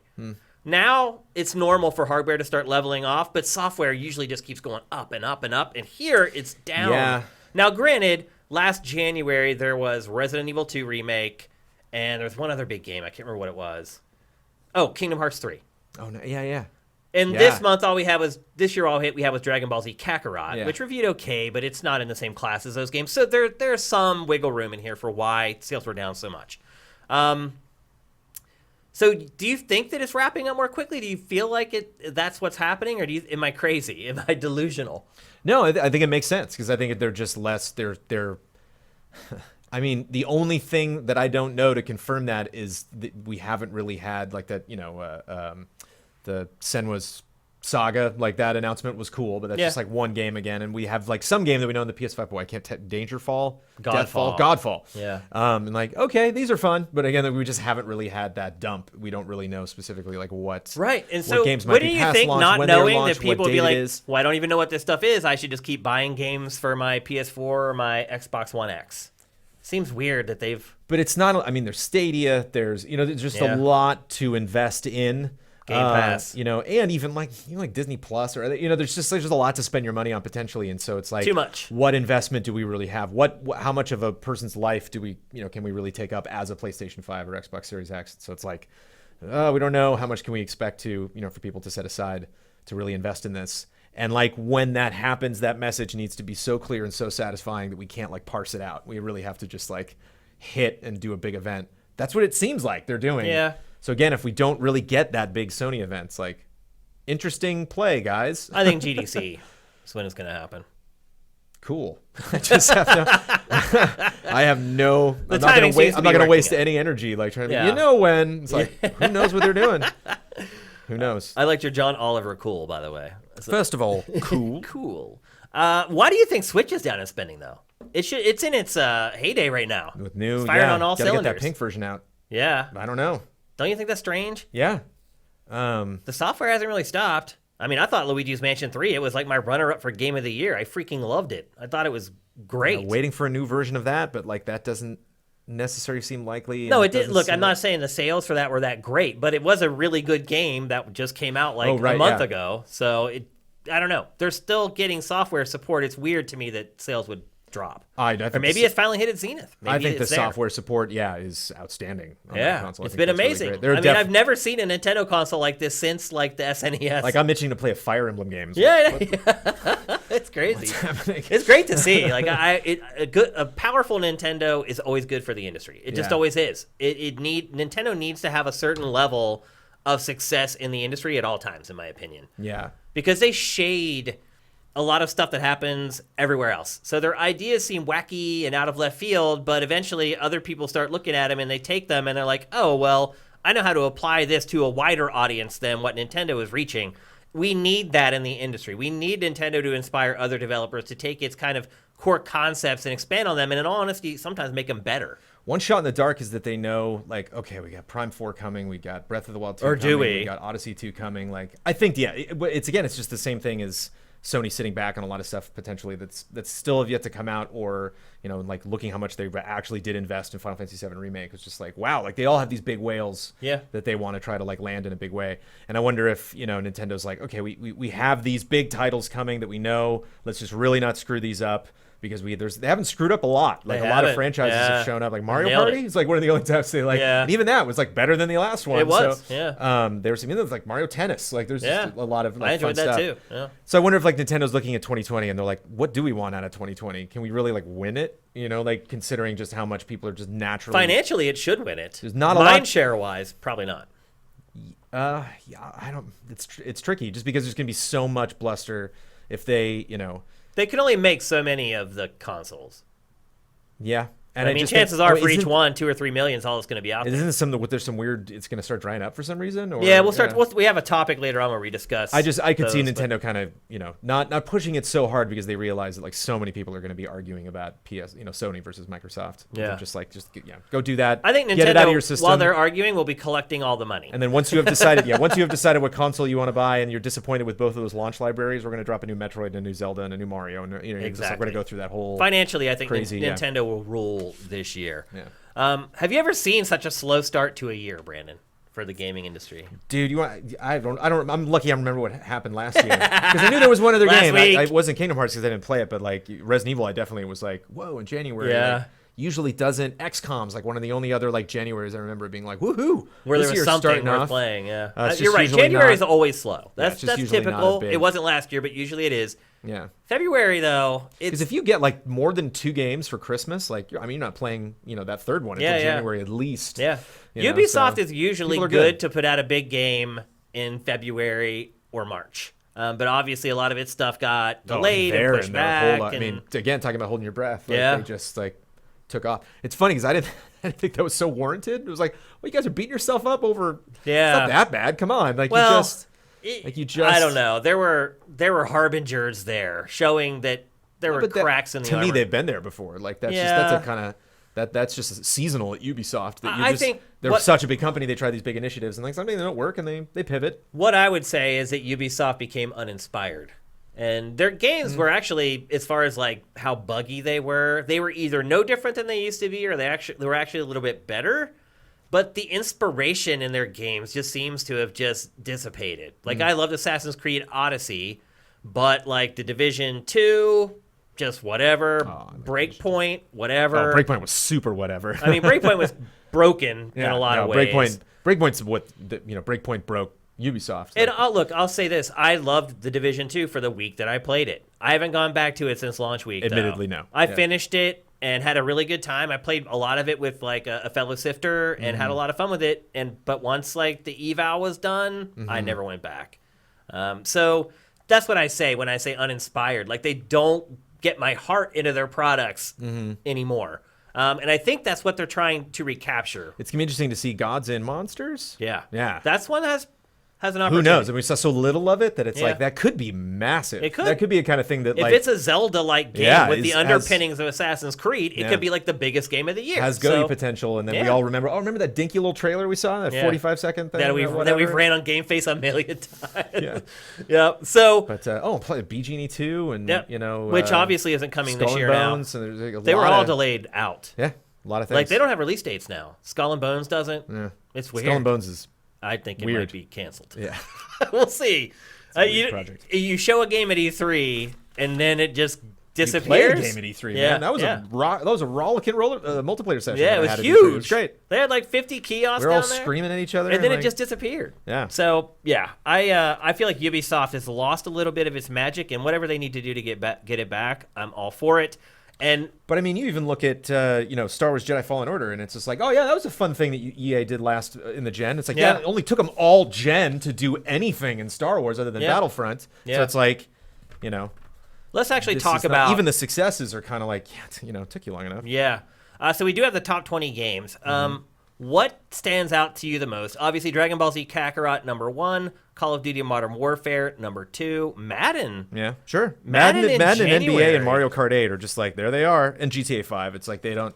Grand Theft Auto 5 back in the top 5 for the first time since like a year. Like if you think about this, is like there's like the topsoil that like kind of gets brushed off and back into the ocean, and then it reveals like the rocks and the shells underneath. That's Madden NFL, GTA 5, NBA 2K20, Mario Kart 8.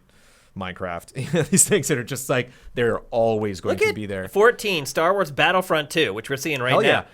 That's insane. No, I mean last year was Star Wars year. Last year was Star Wars year. Last year was Mandalorian. Last year was Mandalorian, Fallen Order. Rise of Skywalker. The announcement like Clone Wars is coming back. Rebels is getting season 4. Like there's always season 5. I think like there's just a lot of. Yeah, last I mean, year was the new grand films Star came Wars out. party, all building up to something. I'm still surprised Battlefront 2 is back in the top 20 in January. Yeah, that's odd. I mean, just it is a multiplayer game, and you just never know when those suckers are going to resurface. I guess. When you see something. How about Ring Fit come back in a Adventure big way. popping up at number 9? Dude, that's got to be my number 1. I think of just, Yeah, on the because list, like, whoa. So I went to get it, yeah, and it was sold out like everywhere in LA. I finally found one at like a Target over in like Inglewood. All the other stores were all sold out. All the Best Buys were sold out. I was like, oh my gosh, this thing's like a smash hit. So then I play it, and I'm like, oh, this isn't all that great. I'm like, it does get my heart rate up, serves its purpose. I probably won't play it after I'm done evaluating it. And then the MPDs come out, and it's like nowhere. And I'm like, wait a minute. Like, it was sold out in LA. Yeah. How did it not even, like, create a blip? And then here we are in January, and we're seeing that it has legs. That it could very well end up being kind of Nintendo's next fitness hit.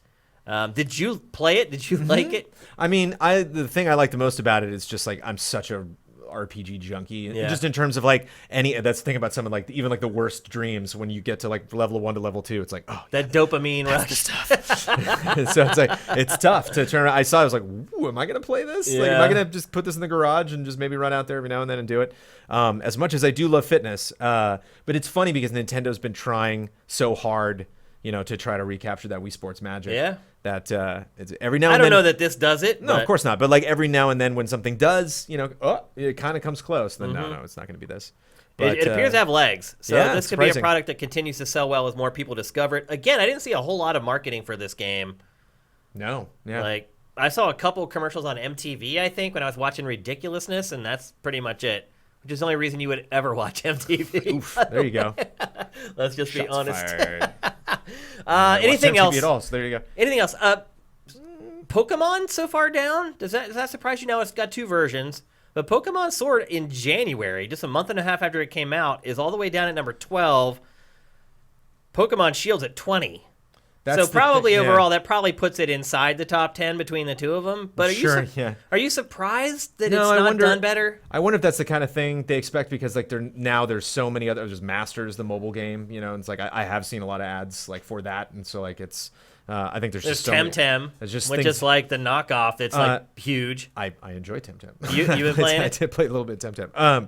But yeah, Pokemon's interesting because they have the DLC that's coming too. And so, like, those are going to be probably 2 spikes. They're going to happen. For sure. One's in the summer, and the other one's, like, a month away or something. Like, it's just around the corner. So I wonder if those are expected in terms of, saving their steam for, like, actually pushing when they have these other big events. But it's just, like, man, I just finished streaming Pokemon Silver. I feel like I cannot get away from Pokemon. Pokemon's not something where it's just like, wow, people aren't talking about Pokemon anymore. It's like, I didn't get that memo. How did you like Sword and Shield? Sword and Shield's funny because it's one of those things. Which should you like better, Sword and Shield or Let's Go? Sword and Shield. I mean, did you? I didn't finish Let's Go. Let's Go was fun, but I didn't play any Pokemon game until I played Red 4 years ago, like for a feature that we did at, and I've just been kind of stuck with the franchise ever since because I love RPGs. I liked it a lot more than How had you never played one? That's why it was special. Like going back. That's crazy, dude. Not even a GT. Not even for a countdown. I know. Nothing. That's nuts. I never touched it. Not even held a Game Boy That's with insane. it in the cartridge, with it in the slot. Yep, never in my life. Wow. Because I just thought the whole world is opened up. I didn't really to your realize eyes. there was a different. I thought the card game was a part of the RPG. Like I just had a lot of really weird misconceptions about it. I was like, oh, there's a story. No, and Kyle's like, it's just that's a a role playing turn-based game, RPG. dude. Like, oh, cool. That's great. I wish I could find a franchise like that is really good that I never knew about. We did that show, and people are like, do it again. And I'm like, dude, that's an anomaly. There's no way that I would love this much. That I would clearly be like, whoops. Yeah. Like, how did I screw up? If I just didn't have that friend that like, and to give my old friend, Tadashi Kitajima credit, it was him who like had Final Fantasy VI in the Famicom and was like, you are effing playing this. And I was like, oh, whoa, like you need that. So every now and then you do have that thing where your friend is just like, you have to. Jeff Groats is like, Halo, Xbox, you're buying it today. I was like, oh, I wasn't planning on getting an Xbox, but sure. And then, just like, and then you're like, now I get it. And that was twin stick shooters, not twin stick necessarily, but dual just sticks. that whole, Yeah. And so that just like launched me down that. So I enjoyed it. I played all of it. Again, Temtem, I actually checked out and like did enjoy. Like it's kind of fun to get on the ground floor with something like that with early access. What I would call a good game, definitely not. What, Temtem? No, the Pokemon Sword and Shield. I wouldn't either. Especially having played Red so recently and then now this, and it's just like I actually liked Let's Go more than this. Holy cow. we're still not doing some of this stuff, you know, like Temtem doesn't have to do a whole lot to like break new ground as far as like because stuff they've that been doing the same thought, thing for like 30 years. Yeah, Pokemon would be doing. And you know what's so funny, Shane, is like being a GT was so interesting because I did voiceover so many reviews, and I took a break from Superman Returns on the Xbox 360 to GTA 5 right at the end of the gen. I don't know if you remember when I did GTA 5. I hadn't reviewed something in a long time because I just did retros and so I did features. That was really fun. So like, you know, actually getting back into it. So like during that time, this like 2-3 year gap when all I'm doing is getting scripts. And I remember every time a Pokemon game would come out, I'd get the script and be like, oh, come on. You know, like people would be so harsh. Well, you get it from me. Did you review them? Yeah. I remember you were just like, come on. Like, I reviewed all the Pokemon games at GT. Like they're not really like innovating. And I was just like, wow. Shane's being really harsh on Pokemon, and now I'm in the world, and it's like, no, dude. He's totally right. But it's the same thing. Pokemon makes me, I mean, it is Nintendo, but it also reminds me of Nintendo, where it's just like, hey, Nintendo, stop doing that. And then you just see how many billions they make. All right, never mind. Although this appears to not be selling quite as well. It's the best-selling Pokemon game ever. Is it? Yeah. Wow. It had the best. So basically, it had the best opening of any Pokemon game. So basically, everybody just bought it. I think it's the number one Switch title, and Pokemon at 96 billion, I think is the most profitable media enterprise of all time. Wow. I've been obsessed with. It's crazy that it's fallen. It came up on the podcast and we talked about it. But that, again, that's the thing, is it's just one arm of this, you know, Hydra. Yeah. It's just like they're still consuming. I mean, there are people that you know, for them, Go is the daily thing. You know, it's just something that's like such a big deal. And I see that get updated all the time. But I also haven't played that since like the phenomenon. Who has the time? You know, like Andrew Goldfarb. That's about it. But I kept having that moment again and again, probably about 50 times when I was playing this, because I wasn't reviewing it, but like I knew I had to speak about it to our community, where I was like having a blast playing this, can't stop playing it. I hate so many things that they did about the development. I am not into the story at all. In fact, the story was bad. It frustrates me at certain points, and I cannot stop thinking about they could have done this better. They could have done this better, and that gets tiring. You know, like when you play a game, you're just like. Ugh. And then 50 hours later, even like I don't know, Greedfall I didn't play until this year. Actually, I didn't play until January. That's a hidden gem. That's my jam. Yeah. And there were so many problems with that game, but I at least kind of settled more into like, okay, I can get a sense of like what the developer does and kind of where they decided to cut corners in the sake of like getting this massive world realized. Yeah. But like this is like this the number one, they're the number one people. They've made this game 12, you know, even more than that with remakes and everything else. Come on, guys. Well, then they try to incorporate sort of a pseudo open world in this, and then which is appreciated and fun as hell to run around. Temtem comes out, and you're like, yeah. You're like this little team of 10 dudes. Well, the major thing, you know, Temtem has like quests, and it's like, was that hard? Yeah, is it that hard? They actually have like interesting, dynamic conversations you have with people that live in the world, and you're like, I can't speak to the whole franchise. I have now played and completed 4 of the mainline Pokemon games. None of them. That's had enough. Anything, you know, that's enough. One had it in a fun, you know, Final Fantasy 1 on the NES kind of way, where you're like, oh, that was a satisfying adventure to go through, and the rest of these are like. Have you played Black and White yet? No. Oh, that's the best one. Okay. Yeah. I play. Everyone's got their fave. I played, Red and Blue, Silver, Red, Silver, which I just finished, Sun when it came out, and played and then you know just Shield specifically, and then a little bit of Let's Go. Probably got about halfway through the campaign, but I just played Red 3 Let's years earlier. Go more than Sword and Shield. I had liked it. It was simplified. Like the ways that they complicate the game in this, I didn't think that they needed it. It's Let's Go is the world of Red, which doesn't try to sell itself as anything more than just a happy, jolly world. Yeah, and it's the original 151, which are the only Pokemon I give a crap about, really. Yeah, the icons, looking better than ever. Yeah, I don't need all the other ones. But it's sugar, man. It is. I played it for 50 hours. You eat a sugar cookie and somebody's like, is that the best sugar cookie of the year? And you're like, no, but can I have 5 more? Yeah, but I still love sugar cookies. All right, let's move on. We're going to talk next about Generation 9. We've already kind of touched on this a little bit throughout the course of our other discussions. But because I never get to talk to you about video games anymore, I wanted to talk about kind of the bigger stuff that's going on right now. And really, there's nothing bigger than the impending launches of PlayStation 5 and Xbox Series X. What a lot of people believe may be the final generation of consoles. Pachter's been beating that drum a little bit. To start, how do you I got to catch up on some Pachter, man. Okay. I missed that. But to start, how do you feel about that? Do you think that these might be the last consoles? I don't know. Yeah, it's tough to predict tech. it's like, because that's not really our wheelhouse either. Yeah, I can kind of predict what, once we have a product and once I see like specifically how people are marketing it, like I get more focused after the fact when someone's like, okay, this is the thing that we're trying to make, and then get an understanding of what that product is, and then I can like step back and be like, I don't think you're selling this the right way. The Wii U is a great example. You're like, what are you doing? It's like nobody was like, oh boy, this is gonna be. We were all kind of like waving our arms, like no, and it didn't work out. And so it's like sometimes we actually are right. Yeah. But I'll tell you this. I think it less now. I definitely thought that was going to be a point, but it's like you look at what Microsoft is doing. I think they're trying to model it much more over like Apple and Samsung, where they're just like, hey, you come to us for tech that lets you play games. Don't worry so much about like, hey, it's another gen starting. It's like, we're going to keep pumping out all sort of wacky versions of this Xbox Series thing. At least that's kind of what it seems like. Yeah. Because there's going to be like Xbox Series S and blah, blah, blah. And Plus and XXX. Yep. It's going to get just as confusing as it is already.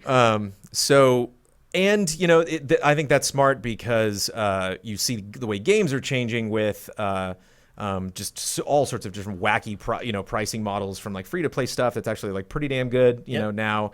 And, to stuff that has like varying pricing structures, early access, where there's like different like Kickstarter. Like there's all these different ways that you can jump in and invest different things to get different specific experiences. There's a lot of different doorways now. There's a side door and there's a back door. Right. It's kind of like how websites changed when social media started. So it used to be, I'm sure you remember, at Game Trailers, the homepage of Game Trailers just got hammered. Yeah. Every day. They just came to GameTrailers.com, and that's how everybody got there. As social media started happening, and we had all these hooks out into social media, suddenly they're coming in from like all these different directions, and what was on our homepage didn't matter as much anymore. Yeah. It was more about what's on every page. Yeah. Like if somebody comes here and gets, for this one video, how do we get them hooked so that they stay and keep watching videos and then watch one of our reviews and then watch one of our previews and then watch Invisible Walls, blah, blah, blah. It changed everything. And that's what's happening with games right now. The access point, to me, is being diversified. There's not just this one point of entry now. And there's just it's like tentacles. There's all these different ways that you can get to the center.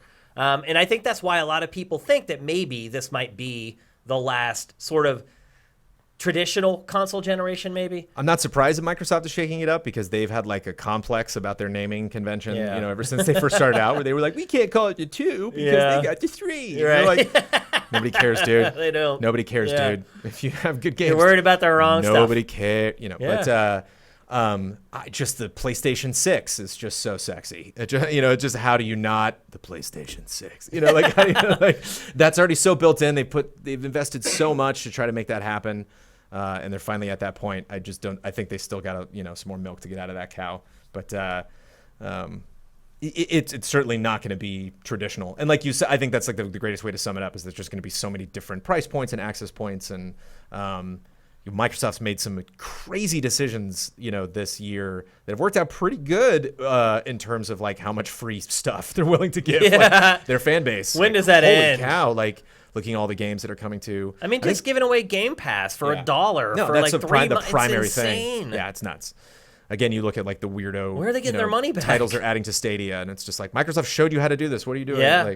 I mean, it's what's happening with these consoles and services now is that they're turning into like video streaming services like Netflix and Amazon. Yeah. All these services are going to have to compete for exclusive content. Yeah. We were having a discussion earlier about Netflix before you got here, and I was talking about how on last week tonight on Sunday he made a crack about Netflix, and he was saying, or Netflix, or looking around for 40 minutes and finding nothing to watch and closing it. And I was like, you know what? That's kind of what Netflix is for me right now. Like, because all these different services are locking down exclusives on content.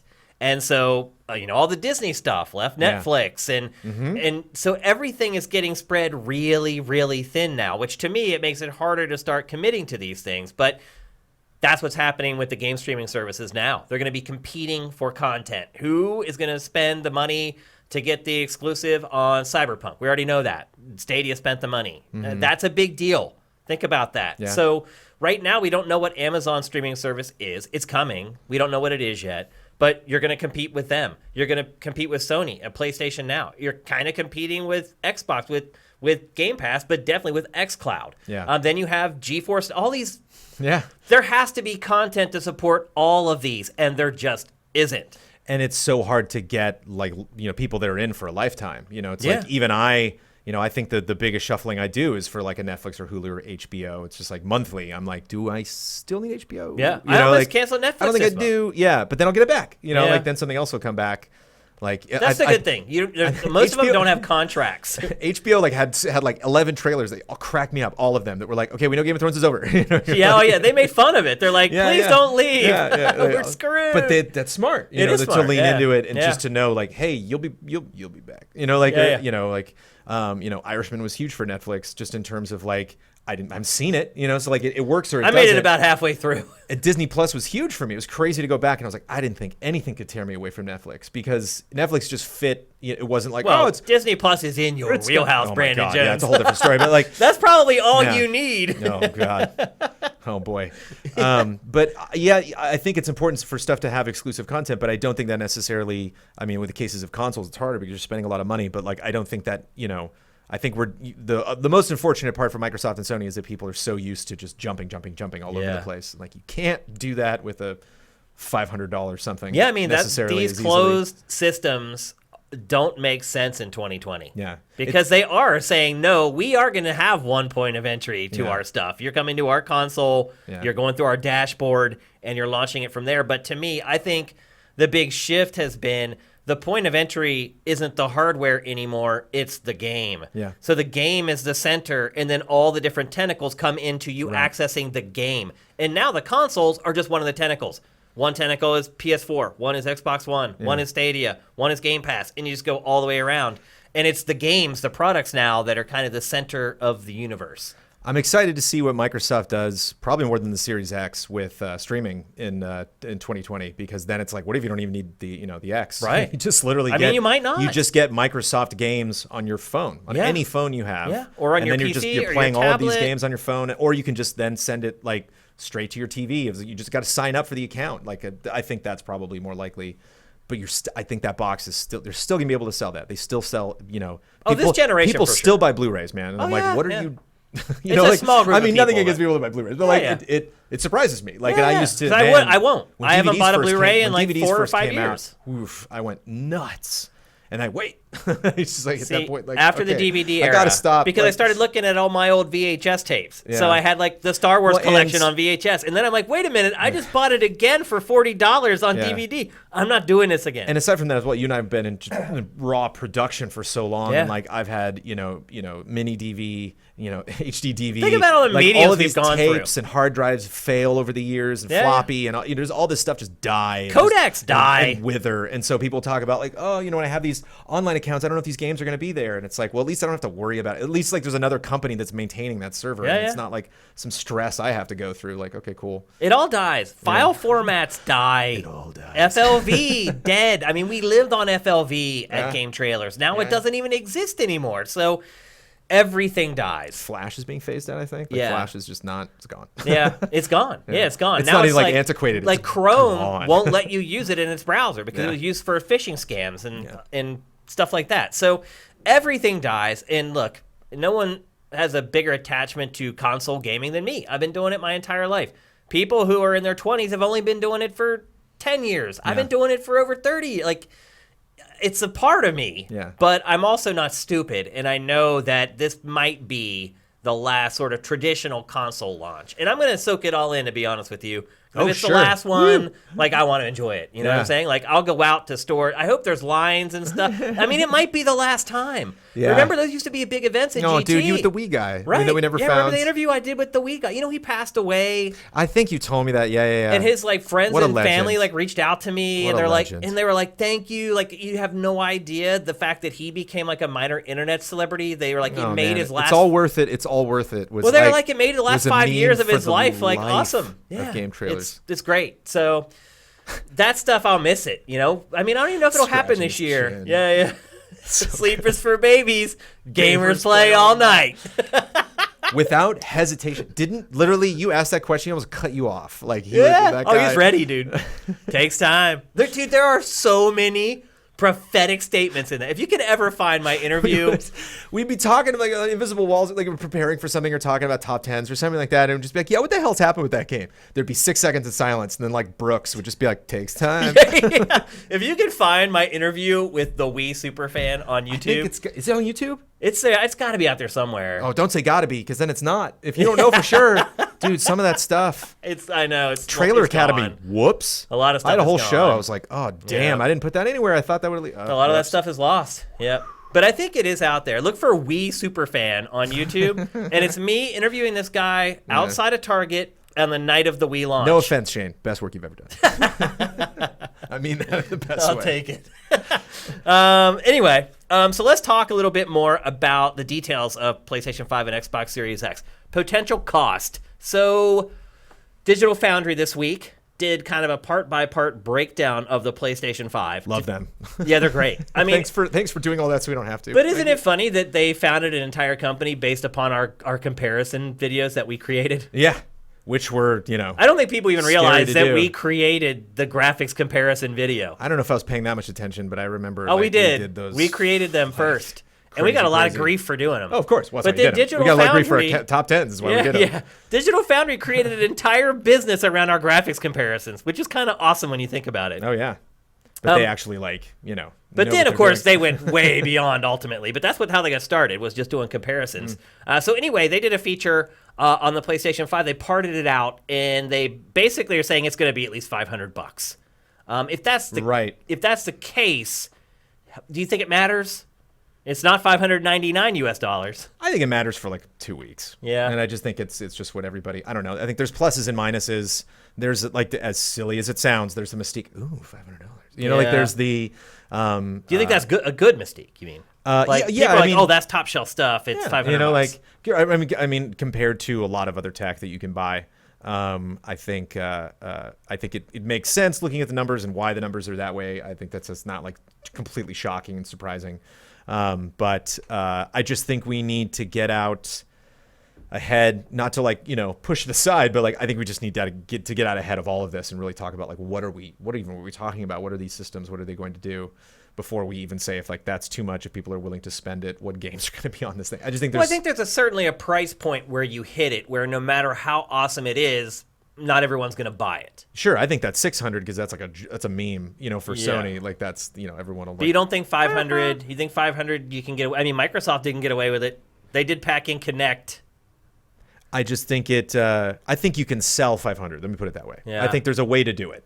I don't know if Sony will do it. I don't know if that's what they have planned. I mean, no matter what, both of them are going to sell every console they make. Yeah. They could sell them at $599, and they'll still sell every one. They have to have. I'm so fascinated that Microsoft did come out and say Xbox Infinite's going to be a launch title for the Xbox. It's like, well, you guys got to do that. Yeah, you cannot go back on that. But how did you feel about him saying Halo that, with Nuke Xbox again? Yeah, that's huge. Uh-oh. But how did you feel about him saying that there won't be any Series X exclusives for the first couple years? Things that you can only play on Series X.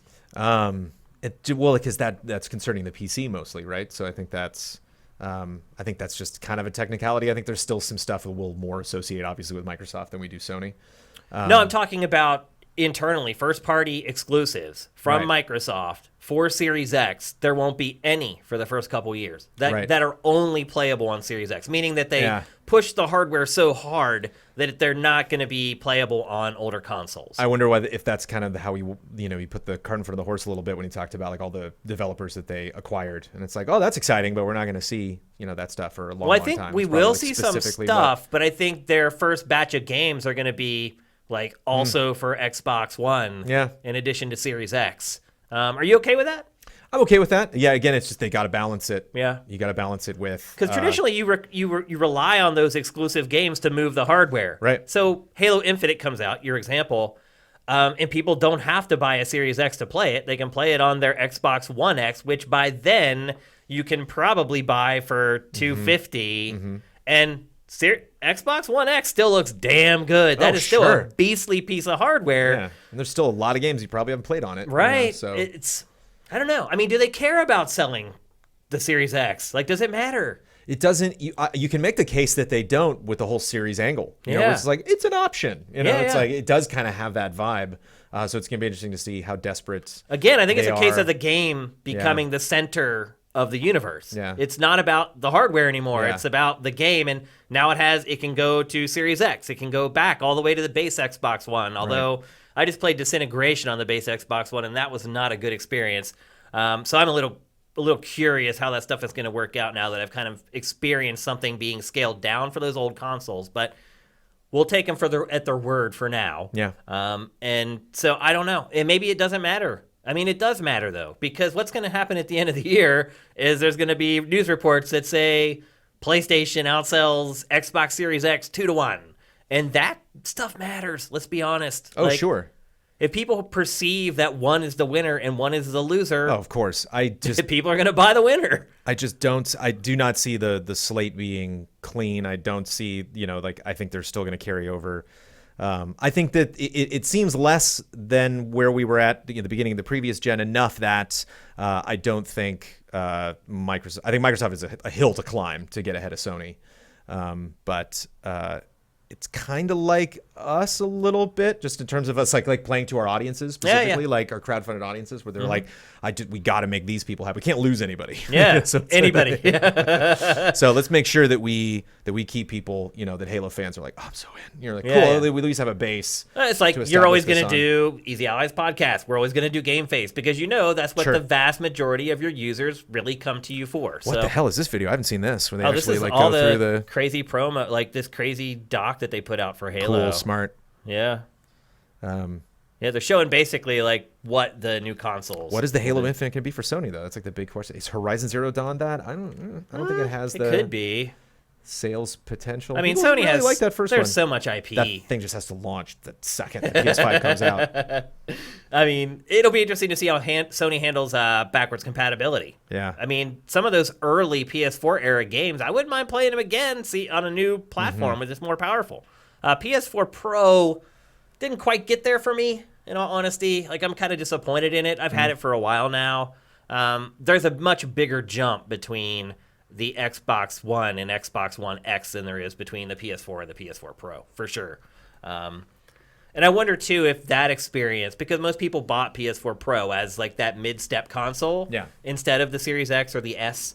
And I wonder if that experience might tarnish the thing as far as like mid-cycle upgrades for some people. It'll be interesting to see. Also, one of the things this generation that I totally came around on is a lot of people were like, for example, I reviewed Spider-Man on the PS4 Pro, and that was just the console I wanted to play it on, and they only gave me one code, and so people were like, "You didn't give impressions of the base PS4, the PS4," and I'm like, "I didn't have it." Yeah, it's gone. And so I felt bad sometimes, and I'm just like, is that really important? As long as I establish like what console it is. I think Control was like one of those games where I'm like, yeah, sorry, yeah, that sucks. Like, I mean, this I can game understand. just does not run well. Yeah, it doesn't. Yeah, on the standard PlayStation, and it's a really good game. It does not run as my game of the year from last year. Like that doesn't do the thing it's supposed to do. And it's probably got better with updates and stuff, but so that's kind of a bummer. That's something that Sony hasn't necessarily addressed. And I don't know if anyone. I mean, it's a new frontier. Yeah, this is all new stuff. So yeah, the talk about like, you don't have to get an Xbox Series X. You can just play it on your Xbox One X. It's like, I don't believe you. Yep. I'll believe when I see it. So Microsoft and Sony are saying that the coronavirus, the pandemic outbreak, whatever you want to call it at this point, will not affect manufacturing of PS5 and Xbox Series X. Michael Pachter disagrees with that. I disagree with that. He said at the very least they may have to move production to another country, which increases costs, and because they have to set up the production line somewhere else, and then the price could get passed on, and then maybe they don't get as many units out. The coronavirus memes, I'm not ready for. Well, Apple is in trouble right now because it makes a lot of iPhones in China, and the plants are being shut down, and it actually is affecting them. Like their stock went down like a bunch the other day because of it.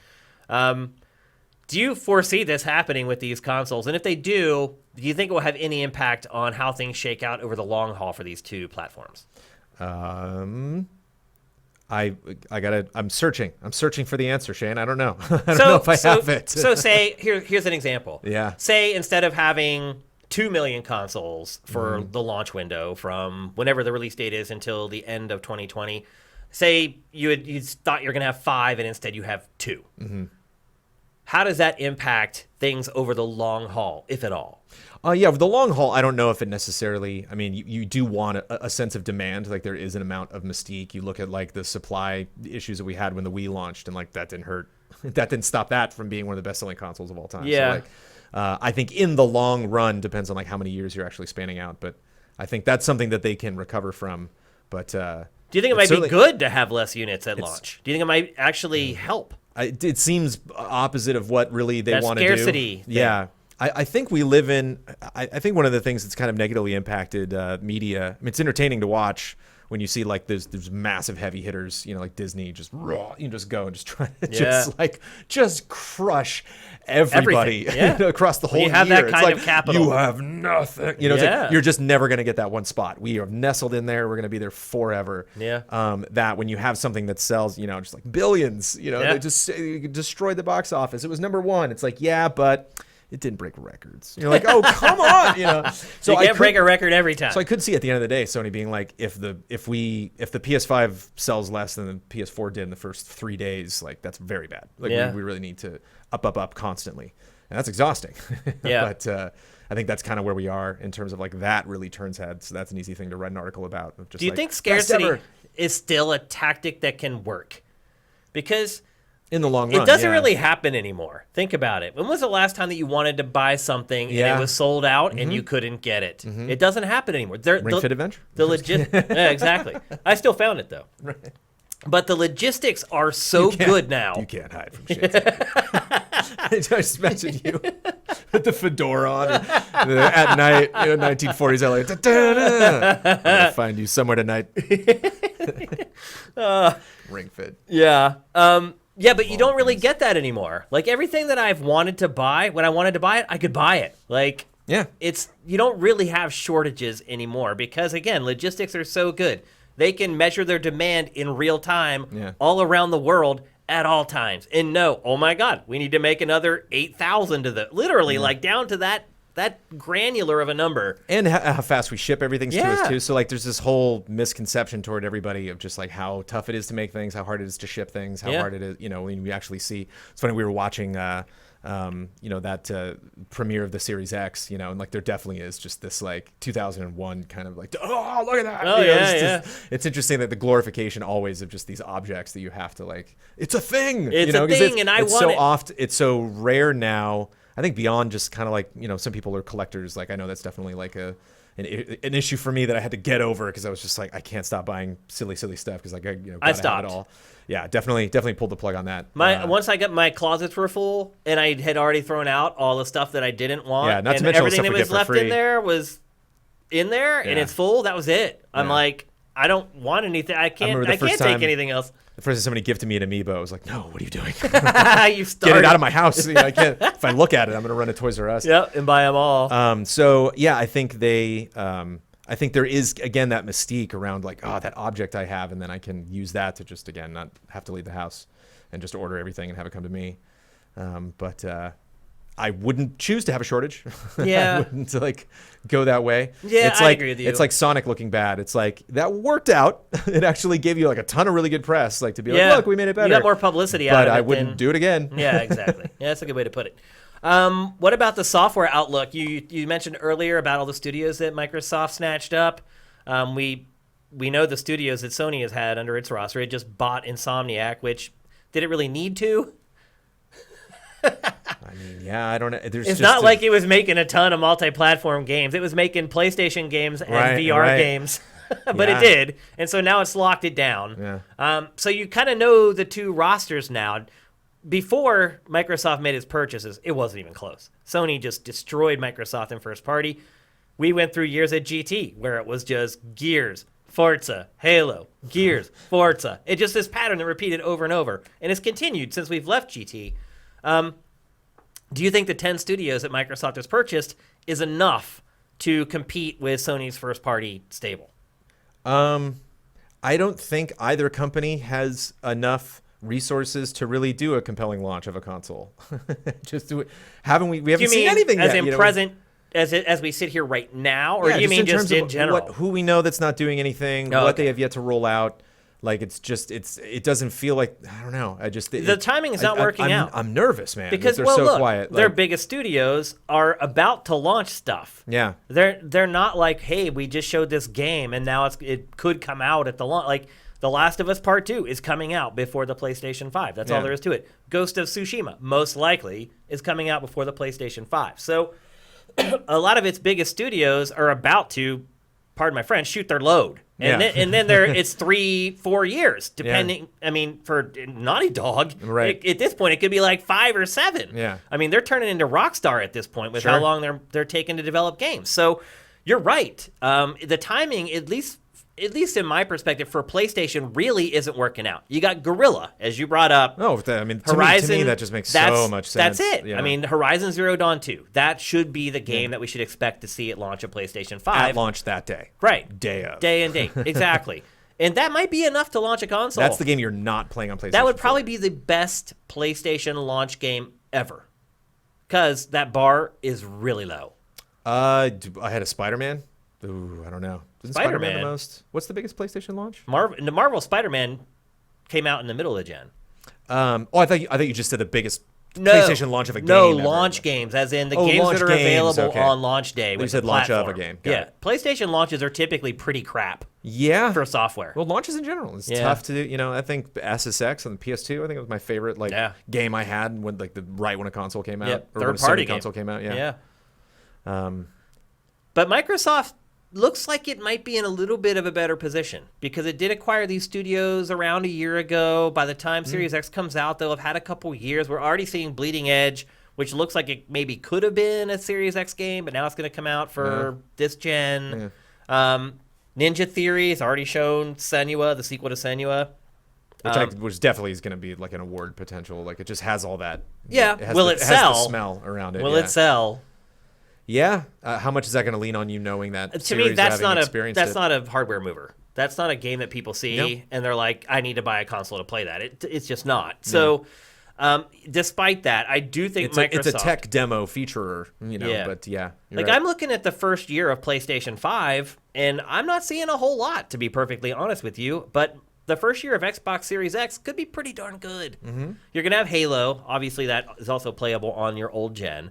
But you have, 9 studios now creating exclusive content just for you and PC. All those purchases should pay dividends right around year 1, year 2 for Series X.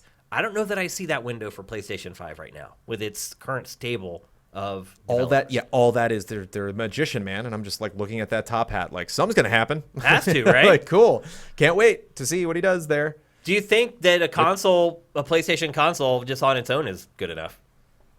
I mean, it has been many times before. Of course. Again, because there's just that excitement, that drama mystique around the PlayStation 5. Yeah. It's like the Super Bowl. It's just even if you totally botch it, it's still going to do a certain number. Oh, yeah. Just based on they'll momentum. sell out. Just I think based both on, of them are going to sell out. They'll sell as many as they can make. And I don't think they're going to make the bombs could that drop much. and we would all be Fallout irradiated in line at Best Buy. We've just done it too many times. Yep. What about the hardware itself? Do you think that they are concentrating on the right things? Should it just be more teraflops and more RAM and better CPU? Or do you like sort of Nintendo's approach where it takes a holistic approach to platforms and looks at the controllers and the interface and everything? Sure. I think we are the less, what is this? Is this the, this is Godfall. Godfall? You're right. Yeah. I think they just need to, I think it's one of the most depressing things for me about Sony, what they've been doing lately is PSX was the best. It was so fun. Yeah. And it was so interesting for them to have their own event and their own games. I remember you go to E3 and everybody's just on their phones, and then you get in the Nintendo line and everybody's talking. They're on their Switches and they're all, and that's what PSX feel like, is just the Nintendo booth at E3. Because I remember I was in line and guys were debating their favorite Final Fantasy game and they're all playing Vita. It was neat to be among the fans. The energy was just, everyone was happy there and to check out stuff, even if it took forever to get in line and go check that stuff out. And so people need to play this stuff. We need to move the conversation along from looks good to is good. I played. I think The Last of Us Part 2 is going to be at PAX, right? Didn't they just leave PAX, or the game's still going to be there, but they're not going to be there? I think there's supposed to be a playable demo of the game. But they just left PAX East. Oh, they did? You haven't heard that? No. Because of the coronavirus. No way! Yeah. That's like right now. That's like on the drive over. I think No way. I checked my phone before I took off, and they were like, "We're out. We're not going to PAX East because of the coronavirus." They bailed. Yep. I haven't read enough to know that like literally there's gonna be no represent. Like the booth is gonna be just like carpet. I mean, have like, they I don't know. proven that PAX has the coronavirus? I mean, Boston has many viruses. Yeah, well, it's a big city. It's and just cons in general, or So they're spooky, just but like, we can't risk it. Just saw that headline. So basically, they're like, we I have can't an risk 8-year-old. it. We're about Like, to crunch and finish this thing, and we can't risk it. Yeah. From Wow. what yeah. Crazy. But That's insane. yeah. But again, they're just another. I feel like the last 3 weeks it's just like, and this person won't be doing this. Yeah, Like, no one's doing anything. these Everyone's games not are delayed. doing something. Keely's not going E3. Yeah. Blizzard's not on GeForce. All happy 2020, everybody. Well, thank you. But that's the thing is like you need to. It's funny because you talk about like lifestyle and stuff, and like boy, wasn't that the Xbox One? They were like you can plug it in your TV, and like none of it that did move the needle at all. And so it's like, I think we just got to know what projects we're going to be excited about, what big games are going to be coming to this system. As we sit here right now, which one are you more excited for? Which system? Yep. I always when I'm excited if the past follows the future, I always zigzag back and forth. Where like I came into like I was a huge Nintendo guy, so like the 64 destroyed the PlayStation 1 for me, and then was like yay GameCube, and then like that I had the kind of a fun launch, but then ultimately like the PS2 like holy shit, I just played the PS2 undeniable, so much. I still love my Xbox, and then like came to the next gen like PS3, and then just by the end like the Xbox 360 just dominant. Like I think I own more Xbox 360 physical games than any other system I've owned my entire life. Me too. Playing games. Me and too. It's my biggest collection. First console I ever played was the Atari 2600. Like I was just like I could best build console of all time, PS2 or Xbox 360. Of all time, Super Nintendo. It's not. Probably PS2. The two options are PS2 and Xbox 360. PS2. The PS2 was just. I think it's when gaming most just nailed everything. They just kind of came in and like even. See, I shade towards 360 because that's where Xbox Live was really like nailed. True. We also had the Kinect. There was just a lot of like. Same with the PS3. There's just a lot of desperation that gen. There's just a lot of them the just kind of puffing themselves up and being like, yeah, look how cool we are. Where I was like surprised so much with the PS2. I would play something like Katamari Damacy and just be like, what is this? There's lots What's of games happening like to gaming right now? This is nuts. It's good. It was good. The jump from PS1 to PS2 was just gigantic. So tasty. So I don't see when you show off a new game, you're like, look how good this game is. I don't care. I'm not going to play any game on the PlayStation 5 at all, maybe for work. But like that looks good. Just if that's your because sell, like I don't care. Right. Untitled Goose Game won the DICE Game of the Year. Like it just doesn't matter anymore. Well, playing mobile, the Switch didn't care, and with Nintendo, like they're still releasing 3DS games. It just does. It's not really the way to win. Like I just don't see. It's gonna be interesting to see what games really do. I mean, look at MPD. It's just like what games can you think in 2019 won purely on visual? You play something like Metro Exodus, and you're like, thanks for making this game pretty. Yeah. But it's not the reason I played it, just because I played the other Metro games or, heard it was good. It was my shooter of the year for last year. Metro's so good. Okay, let's move on. We're going to talk next about games media. Well, you and I have been doing for entirely too long. The last time you were on GameFace, we talked about this, but we were right in the middle. Did I get it all wrong? No, we were just right in the middle of like the Renaissance where YouTubers and streaming was like, it had already the shift had happened, but we really didn't know where it was going at that point. Now we do know where it's going. And I don't want this discussion to be too long because this is one of those inside baseball things where I think we care about it a lot more than other people do. Sure. But now that everything is kind of shaken out, do you feel like we've hit the zenith with games media? Because when we last talked, it was like, there's streaming, and there's YouTube, and there's the traditional game sites, and there's all these things, and we didn't know how it was going to all shake out. Now it has kind of all shaken out. Like, we kind of know what the lay of the land is, what type of content resonates with certain types of players. The fact that it's hard for me to focus on you because I'm watching this guy trying to loop this thing is like, I think there's your answer, Shane. The fact that I'm like, please play something else because I'm really curious to see how this goes. You could just play this one clip, and I don't know who this guy is. I don't know what. I mean, that's been the biggest. You talk about feeling old. man. And it's not, I've never felt old with tech. There's never been some new thing that's come out and I'm like, why are they buying this? Even like Pokemon Go, which I'm not playing. It's like, I get it, you know, like I totally understand. But like all the time I'm just seeing like, did you hear this YouTuber got married? I'm like, who? You know, like when it comes to actually people and brands and websites and YouTube channels, just like constantly finding out new stuff. And so I think that's the biggest thing is that it's there are like, it's kind of like the 1%, like there's just like really a handful of people that can please everybody, that can really get across the board and really just be known by everybody. And then we are all picking up the scraps, you know, like even people that are obviously, you know, thousands and millions, you know, of impressions above somebody else.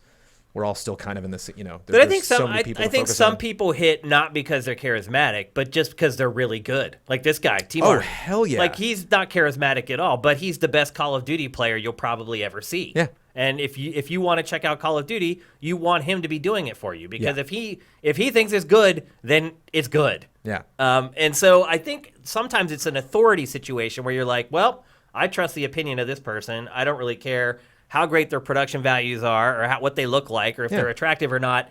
I respect the information that they're going to give me. Or the entertainment that they're going to give me, or they're really good at invigorating the community, so it's really fun to watch them. You go to Twitch, and it's just like, man, you know, a lot of this is talk shows. A lot of this is somebody on a headset just like talking to the community. And like, they'll play a game in 45 minutes maybe. Like they're in the lobby, but it's just like... A lot of times it is just a conversation. I need to connect like to a person. And so that's what's been cool. It was kind of like doing narration where people are like, how do you do that? And it's like, oh, you like do a voice or something. And it's like, no, I just like talk because it's the more I get away from actually trying to invest and emotionally kind of figure out what the person's trying to say, you just the brain kind of wanders and you get disinterested. It sounds like a robot, where it's like when people can actually like see somebody and identify. Yep. And so this idea of like being natural was fascinating. I remember having a job when I was at Hornet before GT started.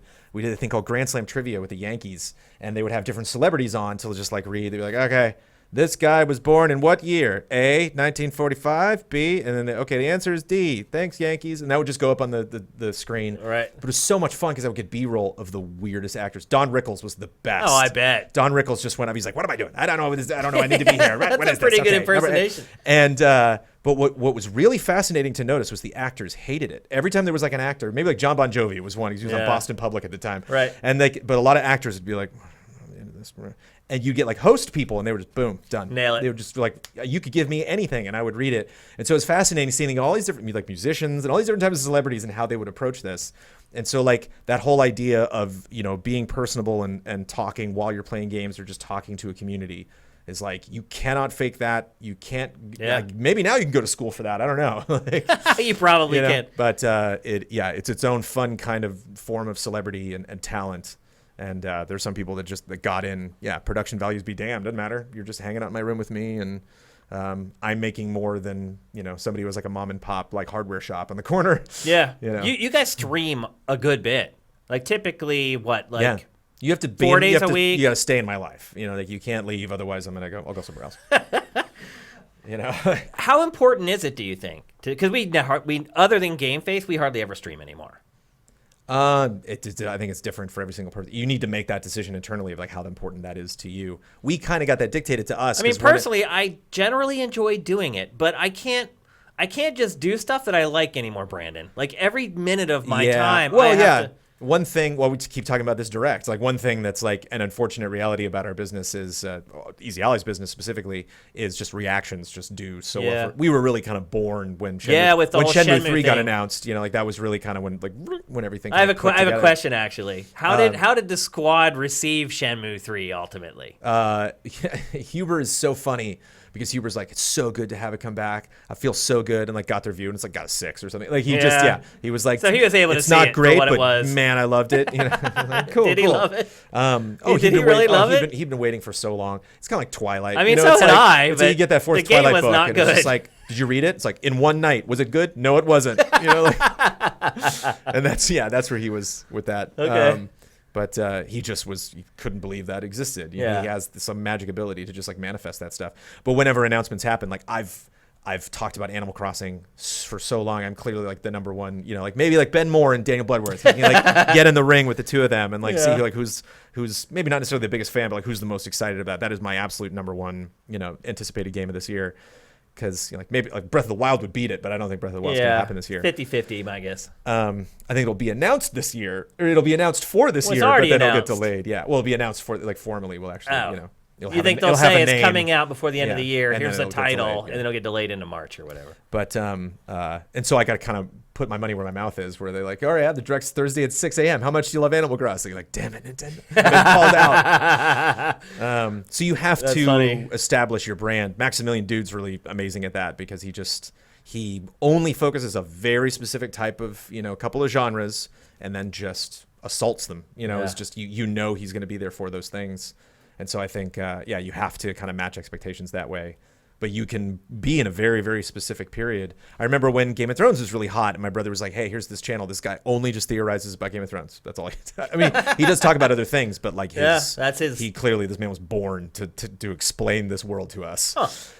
And so. It's always hard for me to rationalize game streaming.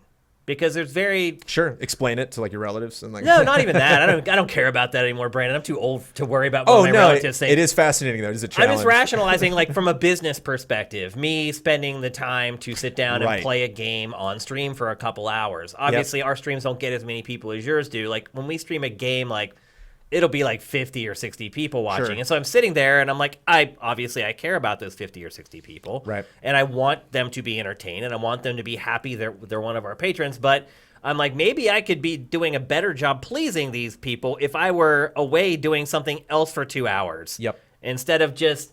And like the archives don't tend to do that well because it's like definitely less, of course, because everybody's playing it. So you can go on YouTube and there's like 8 million videos of that same exact section of the game. So unless you're doing like some kind of a shtick with like costume or you're like just hilarious, you're a stand-up comedian or something like that. Like I struggled to find the value in streaming games for us. I don't think there's a right answer to that. Like when we announced like all our Phase 4 stuff around end of summer last year, one of them we had just like literally like a spreadsheet that like just had streaming on it, and I could just hear like a third of our community being like, no, they're just like, I want more features, I want more, a look in at what the production of what you're doing in the studio, more of your podcasts, more of the analysis, more produced videos, and it's just like that just takes way more time than streaming does. We'll still do that, but it's just always a question of streaming. You're done, and it's how there. we move those pots around the burners, and we have invested more in streaming.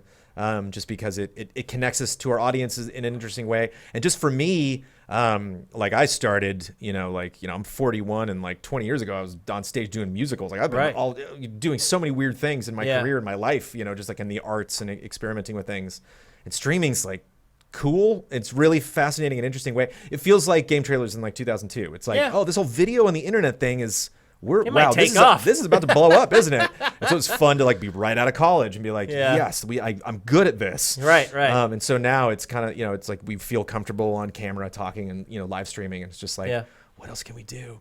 It was funny. I lost a bet where I had to sing a song from Cats. Oh gosh! And which was like the movie, like, it's the same thing, musical and movie, and so I did it on the group stream, and some people tweeted at me or like reached out in chat. They were just like, "Why don't you guys like do an actual? Why don't you do more a musical?" Of this? And it's like nobody's gonna watch that.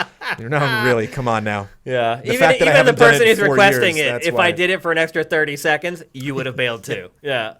I think I timed it at like 3 That's a hard thing though. 45 seconds. I'm like, that's about as long as I could hold somebody on Twitch. Probably. Yeah. I think that's been the most challenging part for me as far as moving from a commercial website to what we're doing is trying to figure out what people want. Like I can't even order t-shirt sizes right. Like we'll seriously though. I mean, it's so hard to read knowing what people want. How many people are going to show up. Anytime you have to do that, near impossible. Yeah, it's like, so, our first batch of shirts, it's like I just basically Googled like what is the percentage of sizes for people.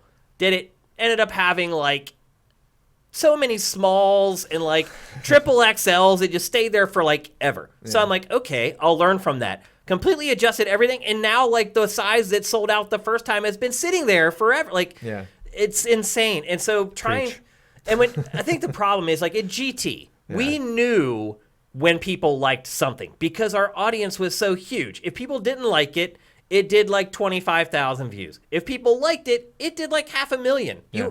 You had that scale, but now dealing with such smaller audiences, it's so hard to even listen to them and figure out what the right decision is to make to grow your business. Yeah. So many times people request stuff, we create a show, and then nobody watches it. Yeah. And then you do like a few episodes, you don't want to give up on it right away. No one cares, move on. You do another one. And that is a nice thing about this is we can kind of jump around and try new stuff. Yeah. But it's very hard when the sample size is that small to make any decisions for the collective group.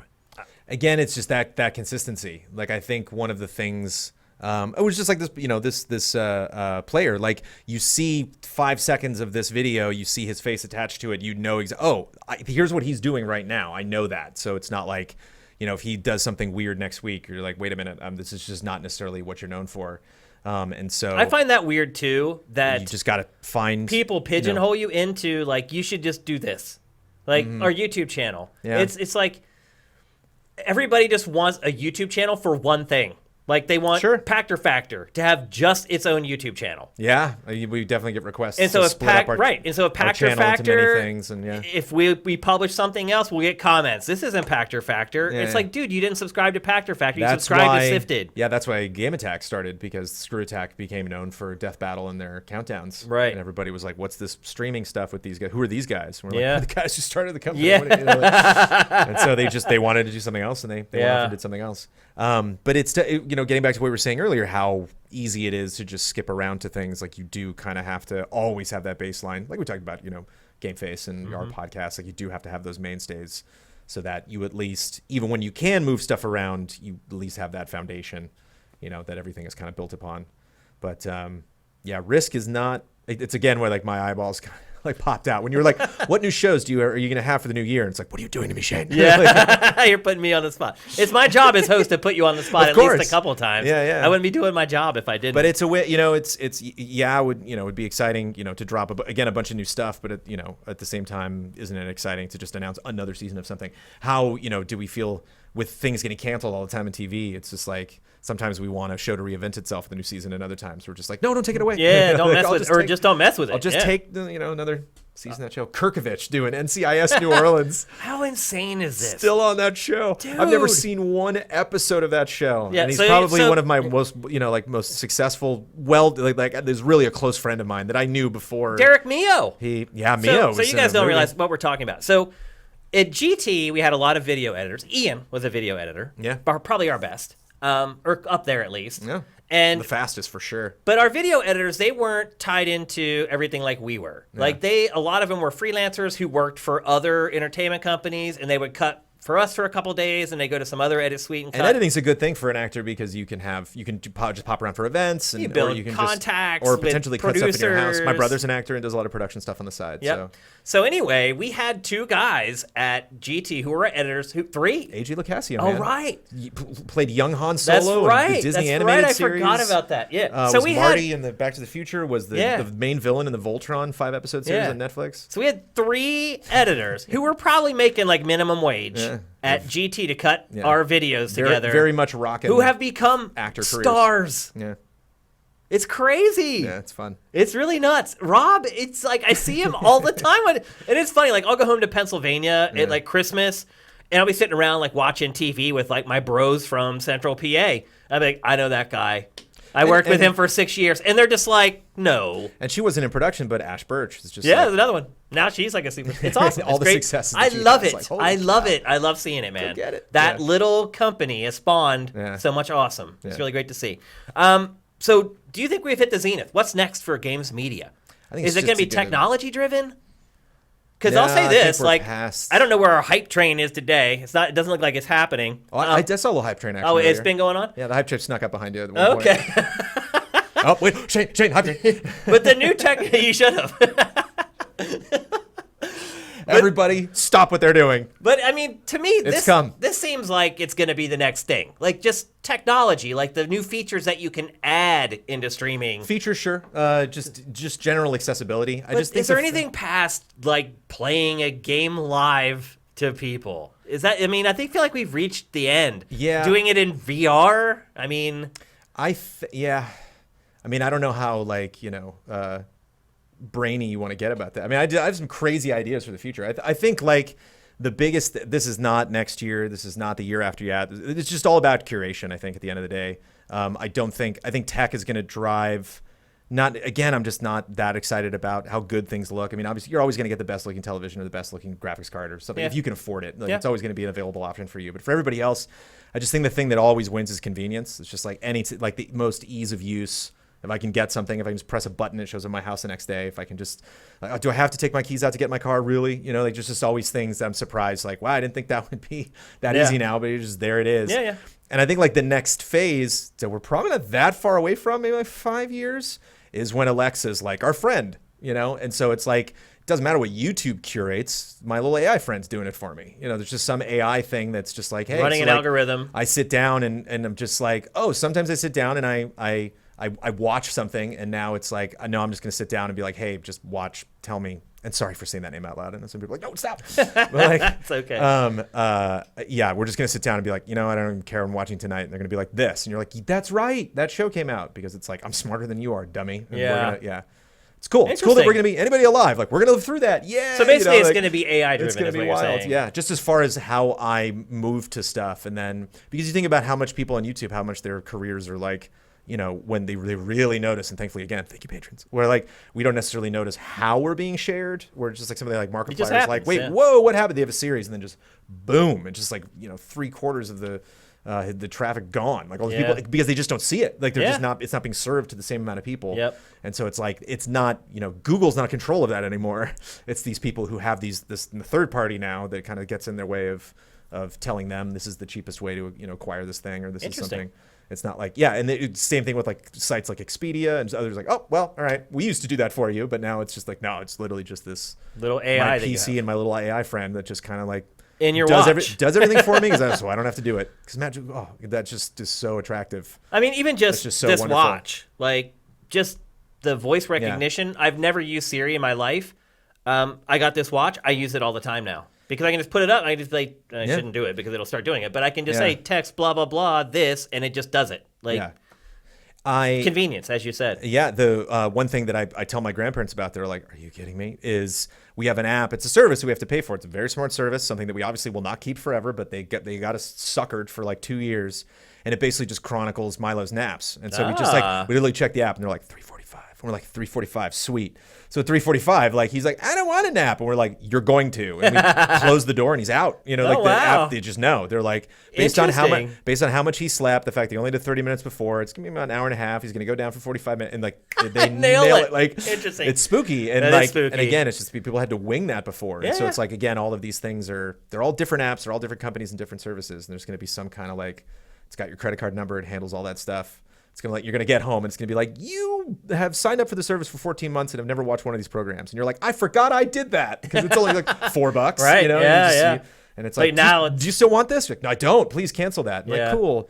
Avatar: The Last Airbender is on Netflix, the UK now. Do you want me to, pretend you're in the UK so you can watch that tonight? Yes, do that. Like it starts to learn your behavior. It's going to get one step ahead of us. Account for it. Yeah. One of the big things that I hope I will not say the names, but these, like AI companions that we do have now, like the big jump is now you have to like ask it a question, and be like, hey, who wrote that in 1970? And like, it's not going to then search for it. It's going to have already searched for it because it hears what you're saying. And like, so the whole time you're talking, it's listening to everything you're saying, and it's, just like processing all that information. So when you're like, so you literally only have to be like, like if it was called Shane, I'd be like, Shane, what's the album I'm thinking of? This. Thank you. Have to, it's not like I understood the phrase of your words. It's like, I'm smarter than you are and miles ahead of where your brain is right now. So relating that to games media, you think your AI assistant is going to be alerting you, hey, Easy Allies is streaming right now. Right. You want to head over there. Oh, and 45 minutes later, GameFace is going to stream, and you want to head over there. You got to make sure you're pleasing the fans you do have, and then trust them to maybe tell other people, because there's going to be systems in place that are just like, I am deciding who watches what, and there's only so much you can do.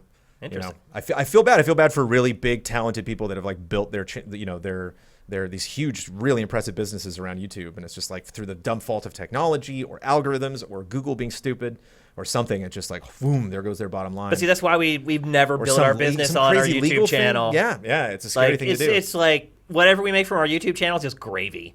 Like Sure. that was never the crux of our business model because I knew it's like you're beholden to Yeah. an algorithm Yeah. that you do not have control over.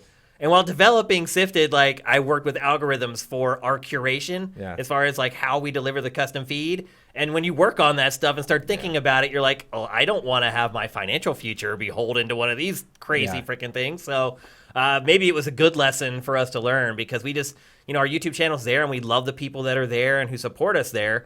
But if the money went away, it wouldn't change nothing for us. Right. Nothing. Because that's the final thing, the thing that is still run by, flesh and blood human beings. Yeah. That are connected in with you because they connect with you emotionally and Yeah. they like having you around, Shane. They like being your friend. I don't know and they about like- that. We but I need just more think of- people who like me you and talk being about- around. You talk about the future, anything concerning technology, I'd literally just every time I just hear Arnold being like, the system went online at 12:01, 4 p.m.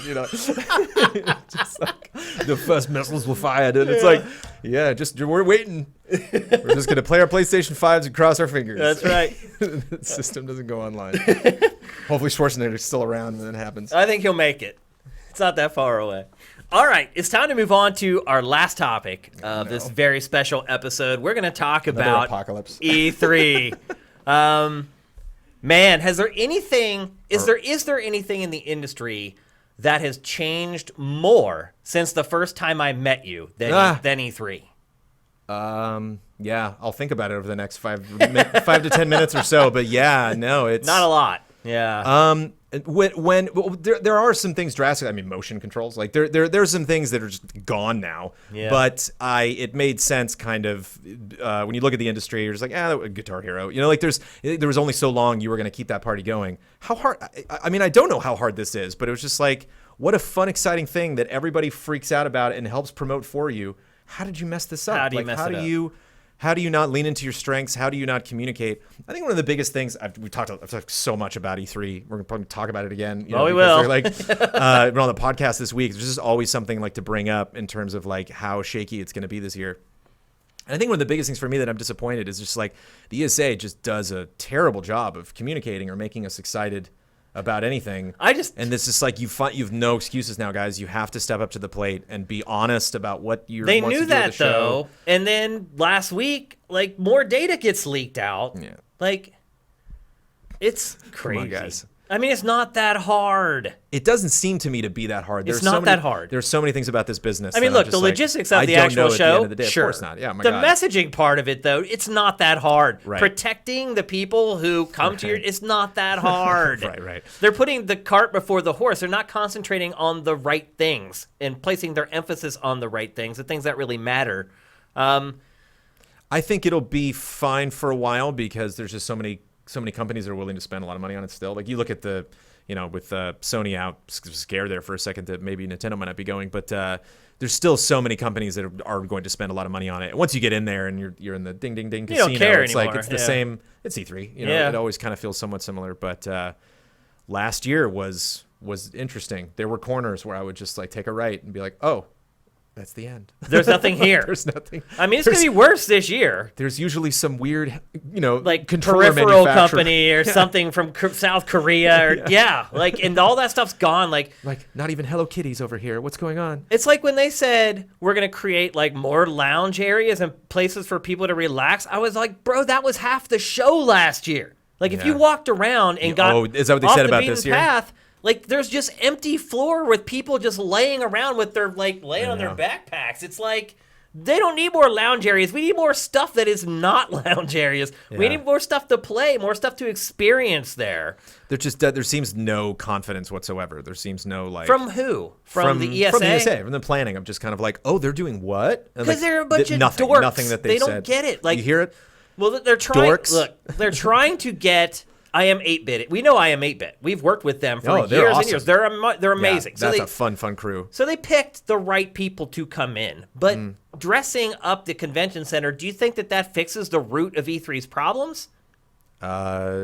no, there's no fixing there. That's You don't think there's any fixing the root of the problem? Not with dressing. Right, okay. Yeah. I mean, it'll be cool. Sure. I mean, they did our offices. They made our offices great at GT. Every E3's been cool in some way. Every E3 I is mean, I interesting don't to need watch. like graffiti drawings on the walls to make E3 awesome. Yeah. Like, I need all the publishers there. Yeah. I need all the games there, and I need all the people there. That's it. That's what makes E3. Nothing else. Nothing else matters but the games, the people.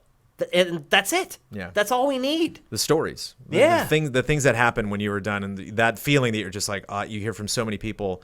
Again, to bring up Jake Baldino, I remember he was like, "Man, this was always the goal for me," And I remember when I felt bad when when we were planning to create Game Trailers back in 2001, and I remember it was Mike Buddy who brought it up. He's like, "We should go to E3," and I'm like, "What?"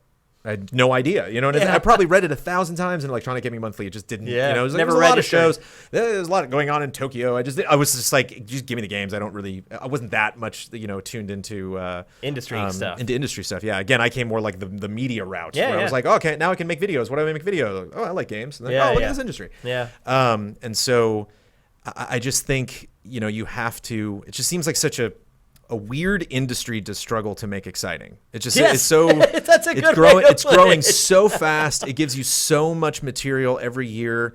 There's always something that you need to get your hands on that you actually need to go see. There's so many different ways you can package and sell a game that it just, again, them like scratching their heads. And I would respect the ESA more if they were like you were saying, like they're making lots of significant changes, but like if they struck out in a really bold direction and potentially that didn't work, but it's just like I just don't see anything going. They're not trying to do anything drastic. They're not. I don't think they realize how much trouble they're in right now. I think they do. Their heads are in the sand, or No, not necessarily no. their heads are in the sand because they're not- probably talking about it, but they're not on high alert though. They're not talking about it with their community. Like they're not opening of the doors. They're not being honest. Were you Like, they're surprised to just- find out that they only let in like 2,000 journalists for free every year? every year or just last year? I mean, it was last year. I'm No, assuming I mean, it was a no, because ballpark, the same for every year. We had to like break, windows to get into E3 Yeah, last it's year. like impossible. It was crazy. Like at first last year, like That was kind of a kick in the nuts. I gotta be honest. Yeah, it's like, just like, really, we can't. What? Why did this oh change? yeah, Like, they why- only let like one person in from SIFTD. Who cares? Like, why just let us? We have appointments. We're gonna go in and We promote literally this have- thing. Well, it's not even that. We have to be. We've spoken to a company that is renting space there and wants us to be there. They have a space in their room that they have a chair they've opened up for us. Let us in so we can sit in that chair. Like, Yeah. I don't understand what this It's does absurd. to your. If you think this fills too many people It's in, greed. when we've already It's not spoken about to the the company, amount of people. It's money. already They want the journalists to pay planned the the- money to get in. Yeah. It's pathetic that they would shut out large portions of the media to make a few $100s. Like, Yeah. that's just the kind of short-sighted And we were talking, crap. we were talking about, like, are console sales going to really go up and down? Nintendo makes weird decisions. Is it really going to affect their bottom line? It clearly is. Like, Yeah. they're clearly in trouble. So it's like a lot of these things, these decisions, if I was like, well, it was the biggest E3 ever, so what can I say? And it's like, it was not. It had Yeah. a lot of issues.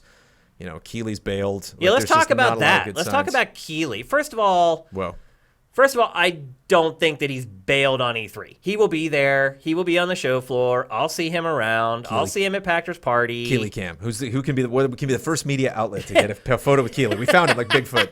That's all a bunch of There he is. I honestly don't even think that he really said that, like, I'm not. He basically said, I'm not doing Coliseum. He said, for the first time in 25 years, I will not be participating in E3. Right. Which to me means as like an official capacity as a vendor or whatever. Right. Yeah. He's gonna be there. He's He gonna will not walk be spending the or floor. making money on E3, but he's Right. going to go. He'll be there. Oh, sure. Yeah, but I think a lot of people were like, "Oh, Jeff hates it so much, he's not even gonna go." Like, that's not what's happening. What do you bold. think happened? And then I'll share what I think happened with Jeff and E3. Gotta know what game this is, but I think I can move on. Sorry. That dancing. What console is this on? Hyper realistic graphics. Look at those physics. You asked a question. Why do you? I think he's not going. Yeah. Why do you think he's not going? Well, I think it's just a deal that he didn't think worked out for him. We've seen Yes. him move. We've That's seen him. exactly what it is. Yeah, there's just some meeting that he went in, and But see, everybody is taking, and he's kind of positioned it this way, in that it's not about any deal or money that he was trying to work out with the ESA. He's trying to say it's this moral quandary that he has inside himself that's keeping him from working with the ESA and E3. That could be there, and a deal could be there at the same time. That could be a part I don't think of one it. cancels the other out. Yeah. I just think he, Keeley has taken a risk. I didn't hear this from him. I think this was just kind of commonly known. I think he actually did mention, he did say publicly the first Game Awards he did lose money on. I think at the end of the day, he looked at the numbers and he was like, okay, we didn't really turn something on this, but I think this is so important. I want to see this happen. And I think he just had a ball, putting those together. Yeah. And so I think he's in a really comfortable place there. But I think every time he approaches something, it's like, this might not necessarily work out for me or for a lot of people involved the way that I wanted to. I know the YouTube show that he had for a while that ultimately got canceled. That was also, it was like a GTTV variant. It also was a risk, didn't do a lot of great numbers, and that was kind of like, bonus round, didn't return a lot of big numbers. So like he's done a lot of things before that weren't going to be huge for him, but was important for his career. Game Trailers TV on Spike. The ratings for that show were not great. For the industry to say he's done it. And he didn't get any of that from whatever he was planning on doing this year. He was just like, this doesn't work out for me really the way that I'm expecting it to. And so again, for Keeley not to think that he was going to get something out of spending money in E3, he's like, whoa. Or somebody pitched him a deal and it wasn't interesting enough for him. Maybe he won a vacation. I don't know. It's that to me is I've compared it to like a canary in a coal mine. It's not going to affect really E3 on a large scale. But it does mean that conversations happen behind closed doors that we will never experience that are pretty good indicators of why E3 is in the state that it's in. And I want to know what those were. Yeah, I wanted Tom Cruise into that room. My guess is that record it. They wanted Coliseum to come back, and he wanted more money for it, and it wasn't in their budget. That's my baseline guess. Is that they probably wanted to give Keeley more money, but my guess is that they just didn't have it in their budget, and then contractually it didn't work out. The way it was couched afterwards does give me a pause a little bit, because that's clearly not what Keeley said happened.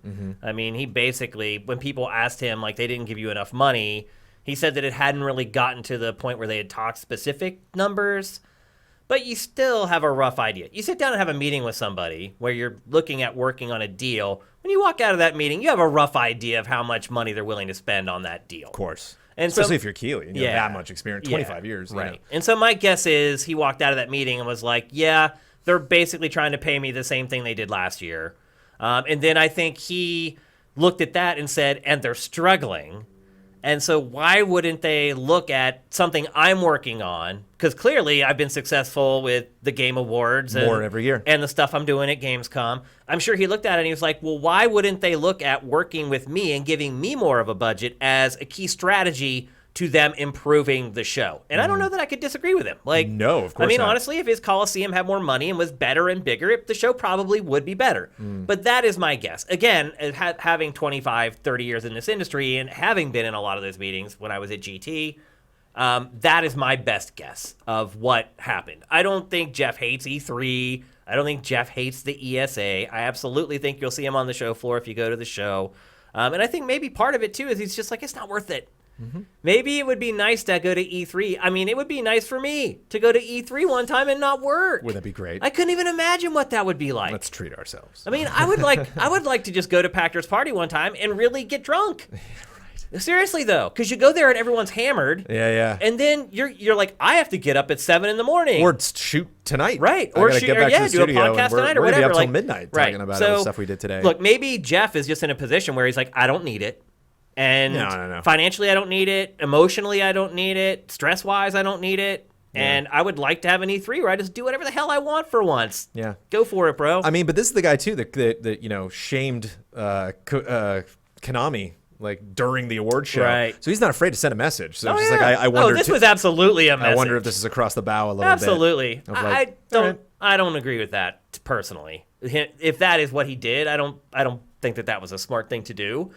Because it's still the ESA. It's not the reason he did it, but it's they are still the lobbying faction for the video game industry. Like, they're not going away. No. E3 can go away and they're still going to exist. Like, that's just all there is to it. So if that were the case, I don't know that I agree with his tactics, but I can understand his motivation. And I'm like, if I were him, if I were him, I'd want more money too. Yeah. I'd be like, bro, I've been doing this for you for 3 years. Like, I think I've proven the concept at this point. Yeah. I've certainly proven it here and elsewhere. There's Ash killing it. Yep. What do you think about the Game Awards? We probably should have talked. Probably should have talked about this in the game media section. Oh, I love it. I mean, has it replaced E3? No, because there's nothing like E3, but it has. Some people feel like it has. Yeah, I mean, this is personal for me. I wouldn't necessarily talk about this on like a large business scale, but this is just like how I personally covet E3.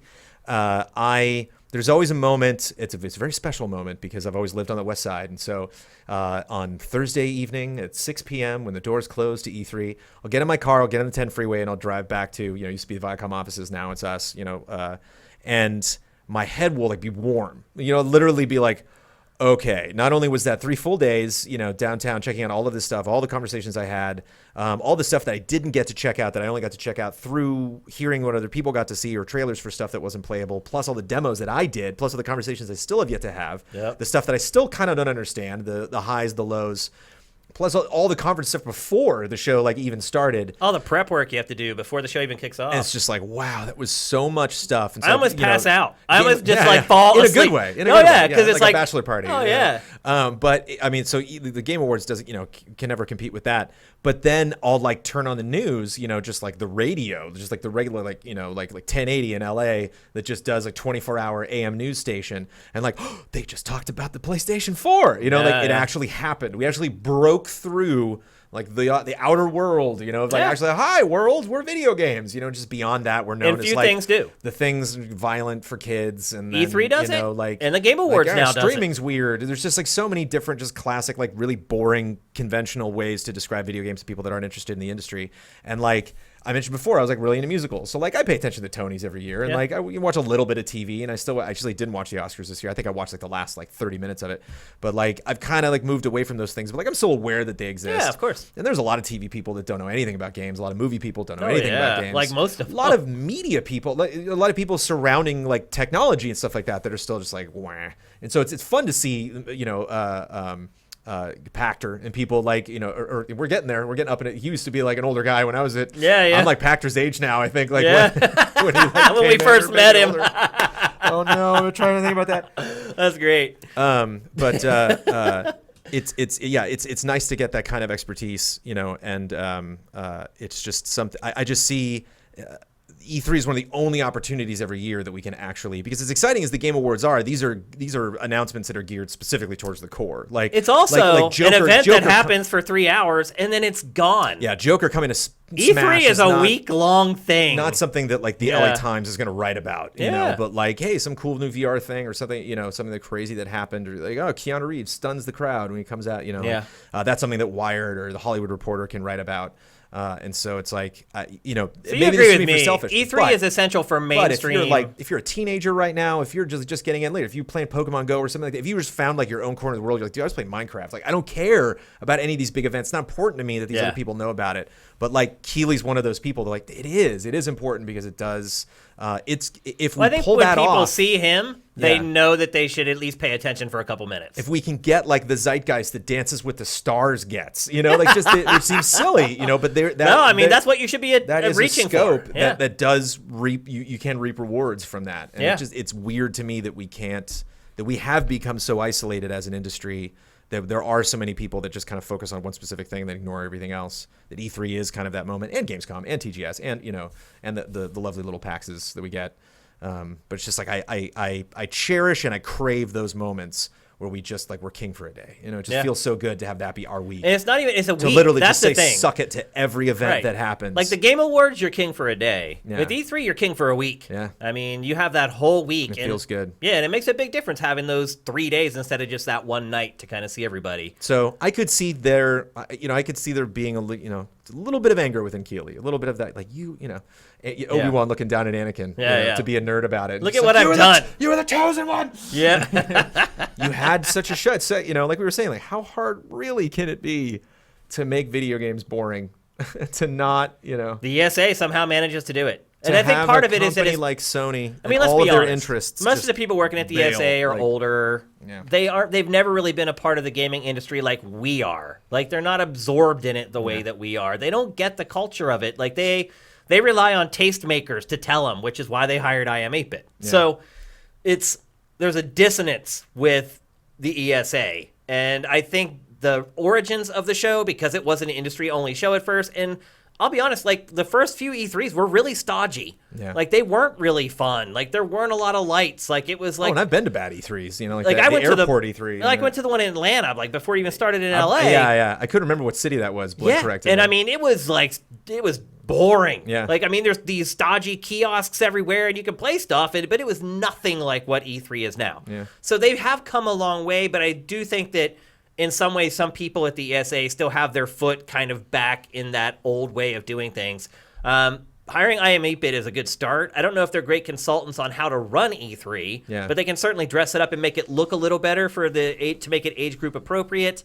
Do you think E3 is dead? Because that seems to be that's the hashtag now. Hashtag E3 is dead. You mentioned the airport in Atlanta. Like, you know, I think E3 can rise like a phoenix. It has before. It's had some bad runs. You know, I think Think about 2006. You know, they're making bad decisions, and one day bad decisions can stop. You can happen and turn things around. But like, it's in a surprising state, you know, right now, and is not something that I'm not thinking that it's going out the door. I don't love it less, but like it's definitely, it has a trajectory that is it's not on a good trajectory. Unsettling, and something that I'm frankly like I don't like to think about anymore because it's just like it doesn't seem like it's going to change anytime soon. And I mean, I never dreamed we'd see a day where Sony would not go to 2 E3s in a row and would not go to E3 the year it's launching a platform. That's insane. Yeah, insane. They, on a personal level, for 2 reasons. One, it's in LA, and I'm born and raised. Just come on, baby, don't take my show. And 2, I miss you. I miss know everyone up in SF who I only see like 5 times a year. You know, like I miss everybody, and so it's like it's fun to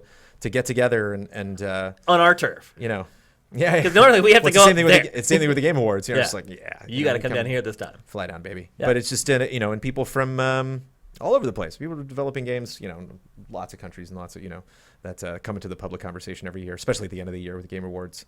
And it's just like, I never want to lose that. I never want to lose at least 2 opportunities a year where it's like, we should all hang out when this happens. We should all get together and do it. Well, we'll be there this year. Oh, yeah, totally.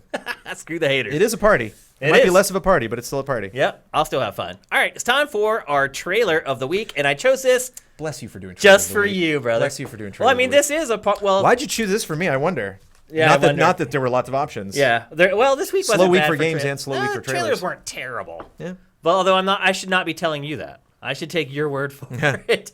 But this was the most obvious choice, of course, because we have Brandon Jones here. He's a big comic book fan. And so our trailer of the week this week is for Marvel's Avengers. And I would argue this trailer is like the equivalent of a movie trailer for the game. It's short, but yeah. It's short. It goes through the plot. It basically introduces to me for the first time who really the main character is of the game. Which, I think I had not really picked up on that until this trailer. Yeah, I think they had spoke about that when they announced the character, and it was fun because I didn't realize she's actually getting a lot more prominence just in the world of Marvel, across the board. So it's neat that there's a lot of synergy there. Makes sense.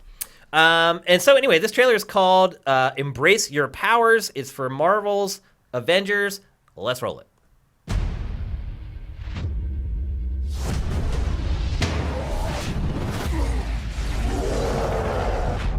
That is an entrance. I was just some weird kid from Jersey who didn't fit in. The kid isn't human. We did this, and she needs your help. People believe in the Avengers. We can't just sit around and do nothing. Embiggen!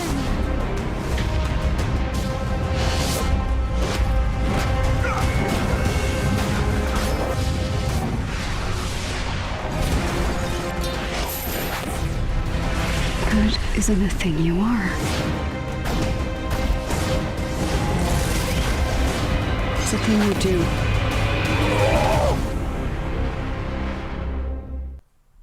Brandon, I have to say, as time has gone on, I felt better and better about that game. Yeah.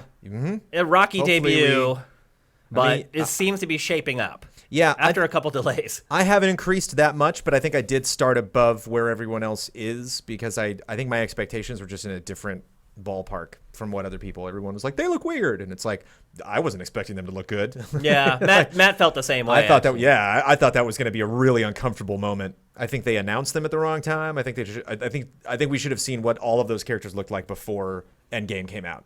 Okay. Don't get through all the MCU and then be like, here's your new friends. Be like, who the hell are these weirdos? You know, like, because just getting used to different styles of those characters is like, welcome to the last 70 years of comic books. That's just how all comic books go. You constantly reinventing these characters, different styles, different ideas of what they could be. So I'm looking forward to it being different. But, I drafted it on my fantasy team this year. But they, that's just a solid developer. They could make a game like this super good. And so I think they, and I think, especially after Spider-Man, I think they're going to be like, yes. You know, this money can come back to us. Take it. Oh, many times over. Absolutely. I mean, it's Avengers, and there's no movies. You're filling that void. It could be gigantic. As long as it's not terrible. Right. All it has to be is decent, and it will make money. Sure. Yeah. That's all it has to do. Yeah. So we have a ton of questions here. This is the time to get questions in. If you guys go at Sifted Games, it makes it a lot easier for us to pull your questions out. Also, I'm going to thank all the people who subscribe via Twitch Prime. I'm just waiting for... Oh, here they are, actually. Just in time. Mitch Secor, Tomb Raiders, Not Cirque, Mike's Q, Sarah Hangert, Nexus 6 Baddie, Tier 1, Novel, Pipe Train. Commander Fett, Hype Train. Sunless Dark, Mr. Six, Srockers, Gorzilla, Wampler, Don Lionheart... Rigo8582, Slagathor, thank you guys all for, thank you very much for the Twitch Prime and for the bits you guys have been giving us. We're 60% or 16% towards Hype Train Level 2. The last two episodes, we actually hit the whole way. We went the whole way. It's crazy. We had a couple people who got really behind it and just started throwing money at it, and we hit it. If we don't get there, it's my fault. I'll take it. It's definitely not your fault, man. I'll 100% take it this time. Definitely not. Here's one from Tomb Raiders. And I'm going to try to answer most of the questions that are going to you. Cool. Because you're not normally on here, so I want to make sure people have a chance to hear from you. Hell yeah. Brandon, can we expect a Trailer Jones for those last two Final Fantasy VII remake trailers? Nah. The theme song and opening. Personally, I'm completely won over to Project right now and have to keep pinching myself that we were getting this remake at that quality. What do you guys think? We talked about it a lot. I think some of the guys are on media blackout too, so it's just kind of and I think about like the conversation, and it would just be like getting them in a room and be like, "Cool trailer, huh?" And they're like, "So cool." And like that would, it's like it's media blackout's weird for a remake, don't you think? It's not an interesting. Yeah, this is a heck of a remake, though. It is, but still, it's a little weird. It's not like there can be spoilers, really. No. Well, just a reveal of something you didn't know looked like that. There's going to be a lot of doors that open, and you're like, whoa. Yeah, like, this room looks so different. I don't get like that. People that are that touchy about spoilers actually kind of drive me crazy. But I do, it's like you focus on one project so much for a show, and then it's just kind of like when you bring in, more stuff around. I've also just like we're getting, up to our 4th anniversary, and I've just like administratively have been focused on a lot of other things. So I'm just realizing getting to the end of February, it's like I haven't done one of those this month. I gotta focus on something. Yep. Almost did Wes Anderson's French Brigade. Almost did that Trailer Jones because that trailer was fun. Here's one from McWomble. Sifted has spawned a number of community podcasts, and Shane has appeared on a number of them. Has Easy Allies got any community podcasts, and would Brandon appear on them? I don't know. I know we have we have creative people. We have a thing we do every month called the Community Showcase, where we have like people involved in, they'll get us involved in things that they do. But specifically podcasts, no. It's just, I've appeared on podcasts before, but they were, obviously off doing their own thing. See, it's and different. They were fans of Easy Allies, but it's not the same thing. Yeah, it's a little different for us because we curate content from everywhere. Right. So we've had like groups of people on the site. You're involved in your community in a way. They start their own podcasts, and then we curate them and introduce them to our audience. Yeah. So again, if there's sifters out there right now that want to start a podcast, we will promote it. We have a channel for it. It's called Sifted Community. Mike's Q. This is our VO guy, actually. Mike's Q. Have you checked out any of our countdowns? You notice we called our countdowns Sifted Countdowns in homage to GT? Do it. We did it. We already did it. We did countdowns for a little bit, and then we're just like... But this is your replacement, Jones. This is a guy... I had to find somebody when I couldn't work with you anymore. And he's great. Mike, he's doing really well. Yep. Brandon and Shane, thank you, too, for all the years of content in your own styles. It's been awesome to see you two back together. Thank you, Jones, for inspiring me to do VO, and Shane for giving me the chance. Yeah, man. Oh, no question. That's a name I definitely recognize. Yep. Way back. Yeah. Justin Horman. So I caught a bit of terrible news today. Do you find yourself using games to help you take your mind off life during rough times? If so, what are your go-to games? Or do you like something else like exercise or read instead? First of all, I'm sorry, Justin, to hear that.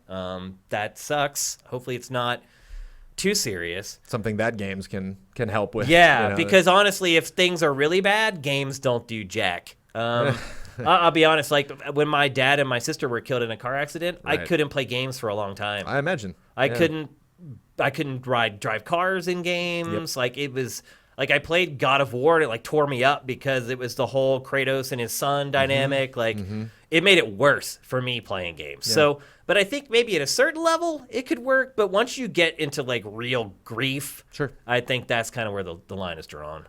I think, yeah, but inevitably you are going to come back. Yeah, and here I am. And so, of course, but like it is interesting kind of what those things are, you know, that do draw you back. And I actually find that they're not, you know, kind of big AAA things because for me being in this industry, there's like a bit of pressure around those things where it's just like, oh, this is something I should have an opinion about. This is something that I should, you know, that it is relevant to my interests, where it's nice to kind of fall back on something like, again, Fortnite Save the World or, you know, something just Plants vs. Zombies, something dumb that's like, I am wasting my time playing this game. This is never going to come up on a podcast. That's what I started doing, though. I started playing like time wasters. That was kind of the shoehorn that got me back into it. Because I'll be honest with you, there was some time where I was like, am I going to like this again? Yeah. Like this thing that I've loved my entire life, is the love for it gone because this horrible thing has happened? And then, like I think maybe like a mobile game was the first one that I played, which is weird. I hate mobile gaming. I love mobile so much. But I think I was like bored and I had my phone. And I just started fiddling around and I was like, hey, maybe I'm starting to feel a little bit better. Yeah. And then work called. That's why. And then you don't have a choice. It's Right. like if I don't play games, my business fails. So. Right. Necessity ended up really getting me back into it and kind of forcing, and maybe it was good to force me to get back on the horse kind of after what had happened. So I still feel weird. I'll admit, I still feel weird playing some driving games where like there's really over the top accidents. It still makes me feel uneasy. Like I can't watch car accidents on like YouTube or like stuff like that. Like it hits me hard. But I've managed to go back and play most games at this point. So to answer his question, I don't know. Like mobile games for me, because they're so innocuous and so kind of innocent. Like I was able to start fiddling around with one a little bit. And I was like, hey, maybe I'm starting to come around a little bit. Little strategy here and there, you know, some surprising stories actually. So I'm sorry to hear that something bad happened, Justin. But man, the only thing I can say really about grief is it just takes time. And everybody's different. Like, you know, everyone in my family after that happened, there are some people who are still destroyed by it, you know, and can't move on, you know. And it was hard for me for a while, but, you know, after like 6 or 8 months, I started thinking about what my dad and my sister would want me to do. And they're like, they would want me to move on. And they're like, I don't want your business to fail. Like, get to your business and start making it happen. So that was kind of the way I made it okay inside myself to get back to it, but it's different for everybody. So good luck, man. It's like they say, tough times don't last, tough people do. That's nice. It's such a cliche, but it's so freaking true. Yeah. And that rhymed. Here's a good one. Kevin Rafa. Which show would you bring back from GT if you had the time and budget? Oh, retrospectives. Retrospectives? We did them for a while, and we didn't officially cancel them because like we all got There's one. so much work, We man. all have one that we want to do. Bloodworth especially has one that he's been working on that I'm like, that would be really great. Yeah. But... you also don't want to redo them because we did so that. many great ones at GT. It's like, do you want to go through that whole... Right. It's kind of silly, Damiani does. honestly. Damiani would do another Zelda retro. in a I'm sure he heartbeat. would. But they're just too much work. They're too many things you have to push aside to do them. Yep. They're all encompassing, those so all overwhelming. There are days for about 30 seconds where I will just think like, I'm just going to leave the whole thing and just start a retrospective channel on Patreon. Even if I just make like $6,000, like that'll be. Seriously, that's enough for a month to like. But what would I have? Like a YouTube channel that posts like 3 videos a year? If you're making a living and you're enjoying it, who gives a shit? You never know. Let's be honest. Stay tuned, everybody. That's really all that matters. For me, it would be bonus round. I would love to bring bonus round back. Yeah. Just because It's it so gets cool. it So many gets cool people I met. I mean, thank you. You know, all the work that you did on that, and obviously. Keely and everybody, Andre Renee did a lot of work on that. We were at Defy Media. She really like took the reins of that, and I just like so many people I got to say hi to and meet, you know, and have fun conversations with because just of that getting show. like 3 or 4 figureheads together to talk about games for a few hours every month. That's it's still not being done. Yeah. It kind of reminds me of Giant Bomb in that, like when they get, Phil on every E3, like he just lets loose. He does. He just really gets honest in a Yeah. way. You really need to get people comfortable, and the press tours and PR events and stuff like that. So hard to just like shake somebody out of their script. Yep. That it's really fun when you get just completely relaxed or just get the right group of people. I remember when we started Bonus Round, like the whole idea was that like, yeah, we gotta get these people to argue. I remember like Pachter's first show too. He was like the pach-attack where he's like, get ready for the attack. Yeah, It's yeah. like, this isn't Pachter Well, at he's all. told the story about the first Pactor Factor episode Right. where they forced him to read off a script and he said, screw you. Yeah. If I read off a script, I'm not doing this. Yeah. And they're like, okay, you can say whatever you want. Yep. He's in his element. Yep. So it would be Bonus Round for me. I think the industry needs that show. Needs, but will Like, never crave. It just Yeah. never really blew up, but it was so cool. Yeah, Like, I mean, it would do 60, 80 grand Yeah. a week. That's not bad. It's not bad. But It just doesn't rationalize the cost because you're paying to fly That was people one of the few in. things we like spent money on. Yep, a lot. That was that sucker just didn't happen. Yeah, I mean that was I think that was a thanks to Keeley Mm-hmm. in a lot of ways because that was kind of one of his baby projects back then, Yeah. and because he was doing so That's much when I met stuff. him. That's the first time I met Yeah. Chuck Keeley. Was the first Bonus Round meeting. Because he and I would work together editorially between the site and the TV show. Mm-hmm. And so we would put together these package plans where you give us a trailer, it debuts on the show, then it immediately goes up on the site, and then our site will do this series of videos over that week or whatever. And so he and I always worked closely on the show, and I think, we didn't want to kill Bonus Round because we knew Keeley liked to do it, and we knew it was good for the site, even though the numbers weren't there. And he did so much other stuff for GT that we're just like, man, if it costs us X amount of dollars to do Bonus Round every year to make Keeley happy, it's totally fine. So that's why we did it. And I think it was a great show. I That's what loved the it. ESA doesn't understand. You got to keep Keeley happy. There you go. It's not that hard. Let's see. Emperor Dread, since Brandon is right there to ask. Oh no, I don't know if I want to start getting into these. Will you appear as a contestant on Mysterious Monsters? Dude, that show is terrifying. Do you know what I got wrong on that show, man? $5.99 for the PS3. I forgot. Really? I thought it was $4.99 for some reason. Really? Yeah, I got laughed out of the room, man. You don't. Because it's a meme. It's terrifying. You don't want to be in Mysterious Monsters. I'm done. I did 2 episodes. I think I'm. No, we definitely need to bring us more people. I don't. Ian's the producer of that show, so it's definitely an Ian question. Yeah. But that is a show that needs people. It needs people on for sure. Here's from Slagathor. If E3 goes away entirely, what do you see happening to the vacuum that it creates, or has the bottom fallen out of that sort of event?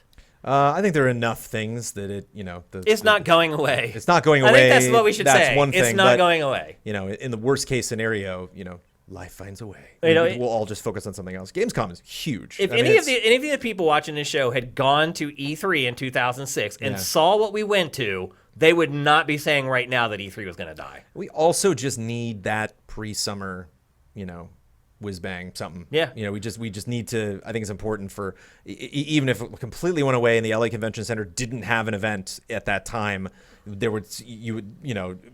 of May, beginning of July or beginning of June would still be fun. It would still be like a lot of announcements. Yep. So it would still feel like this is the time to do these things. Here's one from Frederick360. Currently, Sony and Microsoft are playing chicken with console price. We were talking about that earlier.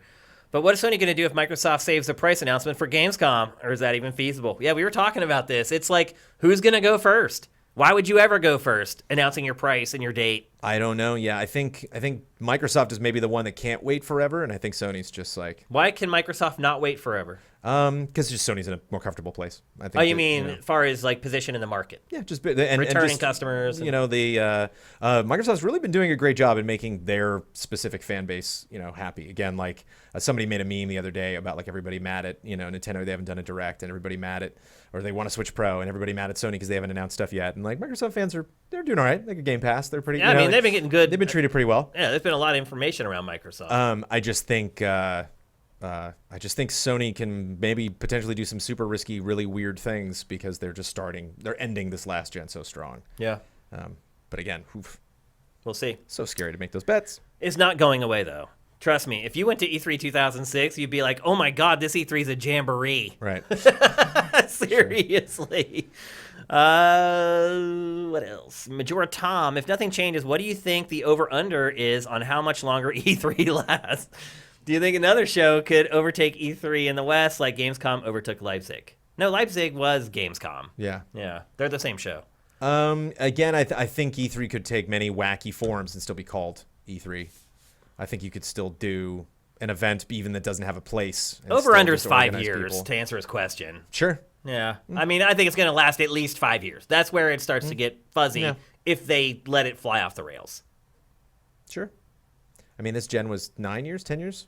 7. 7? Yeah. Okay. So, yeah, about a gen. Yep. That's about right. That's always the next question of when that cycle comes around. And 7 years is also like the same. It's when remakes happen again, and it's when you can like it's when everybody like gets out of school and graduates and goes to college and starts focusing on other stuff, and then you get a whole new batch of people to come in and buy your stuff. Majora Tom, thank you for subscribing with Twitch Prime. 24 months. Thank you, man. J Reed Vic 7, although I'm excited for the new consoles, definitely less excited overall because of certain things about how games have changed. What from the prior generations do you guys miss most? Midnight launches and water cooler talks around music, games for me. So basically, what do you miss the most about the old days? Oh, it's a dumb thing that I miss? I miss, like, The Warriors on PS2 and, like, Godfather on 360 and, like, the thing, licensed movie and, like, games? The Thing on Xbox. Really? Yeah, I miss them These spending a cheap lot of money licensed on, cash-ins? yeah. I miss them, man. They're so stupid, but I miss them because they're gone. Like, you don't get those things. You got to play Dreams. Let's get this.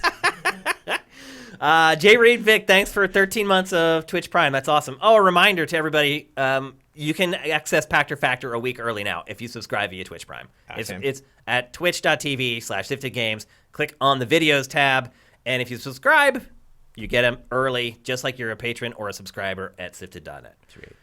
Viz, not a question, but just wanted to say how great it is to see both you guys. Been huge GT and Invisible Walls fans back in the day. Could have spent days on GT. I still remember I stayed up till 3 a.m. for live episode 200, but never claimed a t-shirt. But I may have one. I may have your shirt, actually. By the way, do you know what happens with Epic Battle Cry, guys? It was my favorite show of all time. They're still around. In fact, I follow all the guys. Brent is going to do something with us. Believe it or not. It's set in stone. Is that part next week? No, it's not. It's not a part of 200. I'm glad you brought that up, though. He's not a part of that. But people reached out to us and kind of said the same thing on Twitter. It's like, hey, like, what are those guys doing? Yeah. And connected us. And I was like, I'll have them on anytime. I love those guys. And he's like, well, I'm willing to do it. And so that's where it's sitting right now. We're going to have him on. Neat. Getting DK back on, I don't think is a possibility, though. I don't think Epic's going to let him go on some podcast. Sure. I mean, DK seems cozy in terms of where he is right now. Yeah. He's just still doing that. Hosting like nobody hosts before. He's like the in-house host of like Epic. And Epic, he goes and he does run, does all that stuff. Anyway, thanks, Iviz, for the kind words, man. Yeah. Veritas, thank you for Twitch Prime. Sneaky Schnawled Snake, my favorite sifter name anyway. He says, a game stopped me from killing myself. Sure. Wow. Yeah. Because again, I mean, if you, people, marry each other if they meet during MMOs. Like a game can, and again, a game connects you to other human beings and the work other human beings have done, and like you never know when you find those things. Ian's really fascinating to follow as a fan because it takes a lot to please that guy, and it's so great. There's so many times in the podcast we'll all just like 4 of us will be at a desk, we'll be excited by something. What are you, Ian? He's like, I don't care. It's like he just doesn't. He's just like, it just takes a lot for me to really be interested. There's just I'm still watching movies. I make music. There's so many interests and so many talents that his brain's just across the board when it comes to like consuming stuff. And so when you get him, when you actually do, when it lands, Outer Wilds was like his big. We thought Control was going to be his big game. He was really looking forward to that, and then just out of nowhere, like in the last couple of months, he was like, "Oh, hands down, Outer Wilds is my game of the year." What? So it was really, it's one thing to understand the merits of that game. It's another thing to like specifically have him tell you what it means emotionally, and like you were saying with the adverse effect of. You being resistant to racing games following this like tragic event, like fascinating for me to have this little baby boy and then play Death Stranding. Just like, man, let's here's the next question. Incinerator, actually. Like, Well, from one Supermaster Gamer, what will be the first game you introduce to your son? Probably like a Lego game or something like that. Pokemon? Probably. Oh boy. Depends. Depends on what the newest thing is. Well, you can school them on it now. The thing that's cool about Pokemon is I do have 2 godsons, and it's been fascinating, for their entire lives since I've known them, like to what they've, what they're still into. And Pokemon just completely has stood the test of time over 5, 6 years still play of it. one of their lives. I played the first one, and I still play it. For us, I think once you get into your 20s, 30s, 40s, you consume just generally a lot more. Mm-hmm. But it's just like their attention span really just kind of this and then this and then this. And it's just always in the passenger seat. Pokemon just cruising along. The J-Strom. Now that video quality in games and video is so good, isn't it time for FMV games to return and finally do it right? I mean, they have. I mean, Her Story was like a contender for Game of the Year, and Telling Lies last year, and they have kind of revived. Yeah, somebody did like a Seventh Guest. Yep. I played it. I can't remember, like a Seventh Guest remake type thing. And we are still, you have the Man of Medan, what that's called, the Dark Something Chronicles or whatever. Mm-hmm. Like that's very photorealistic, and that Yeah. definitely those actors come across in that. So we are kind of seeing the next. Stuff like Until Dawn. I mean, it's the same developer. Yeah, I mean, they're all basically FMV-driven games. They're just some of them are real time. Yeah. We'll answer a couple more if we have them. Game trailers for life. That's SIFTD Games. All right, I think that's it. Very cool. Brandon. Shay, dude. I appreciate really everybody. do love you. I really appreciate everybody that was just like, are we certainly going to talk about game trailers like this entire time? But it just was the biggest thing I've ever done in my life. That was so crazy and was so. Just think about how meteoric. So many people were involved. Yeah. So many people came and went. We were talking about our 3 wacko actor friends. I just like to see what they're doing now.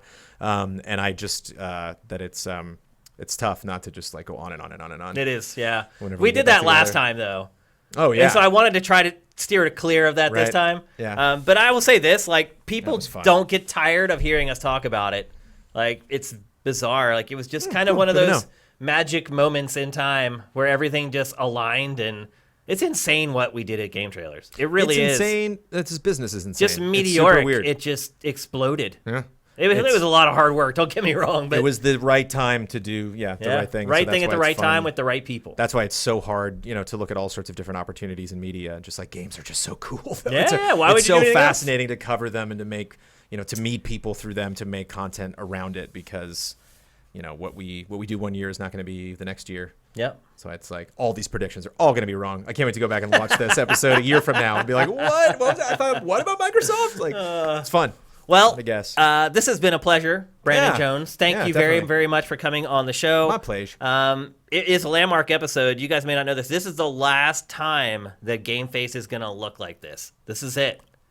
These are the last waning seconds of GameFace in its current incarnation. Next Tuesday at 1 p.m. Cool. It's gonna be all different. The website is going to be relaunched. It's fun. We're going to have a couple new shows for you guys to check out, all in 6 days. We have been killing ourselves behind the scenes. We're really, really excited about it. So be back here next Tuesday at 1 p.m. Pacific, 4 p.m. Eastern. For those of you guys listening on Apple Podcasts or Google Podcasts, it'd be awesome if you could help us out at patreon.com/SIFTD. If you don't have any cash or you're just a tightwad, you can give us $2.50 for free. The tightwad tier. Yeah, the tightwad tier, which is Twitch Prime.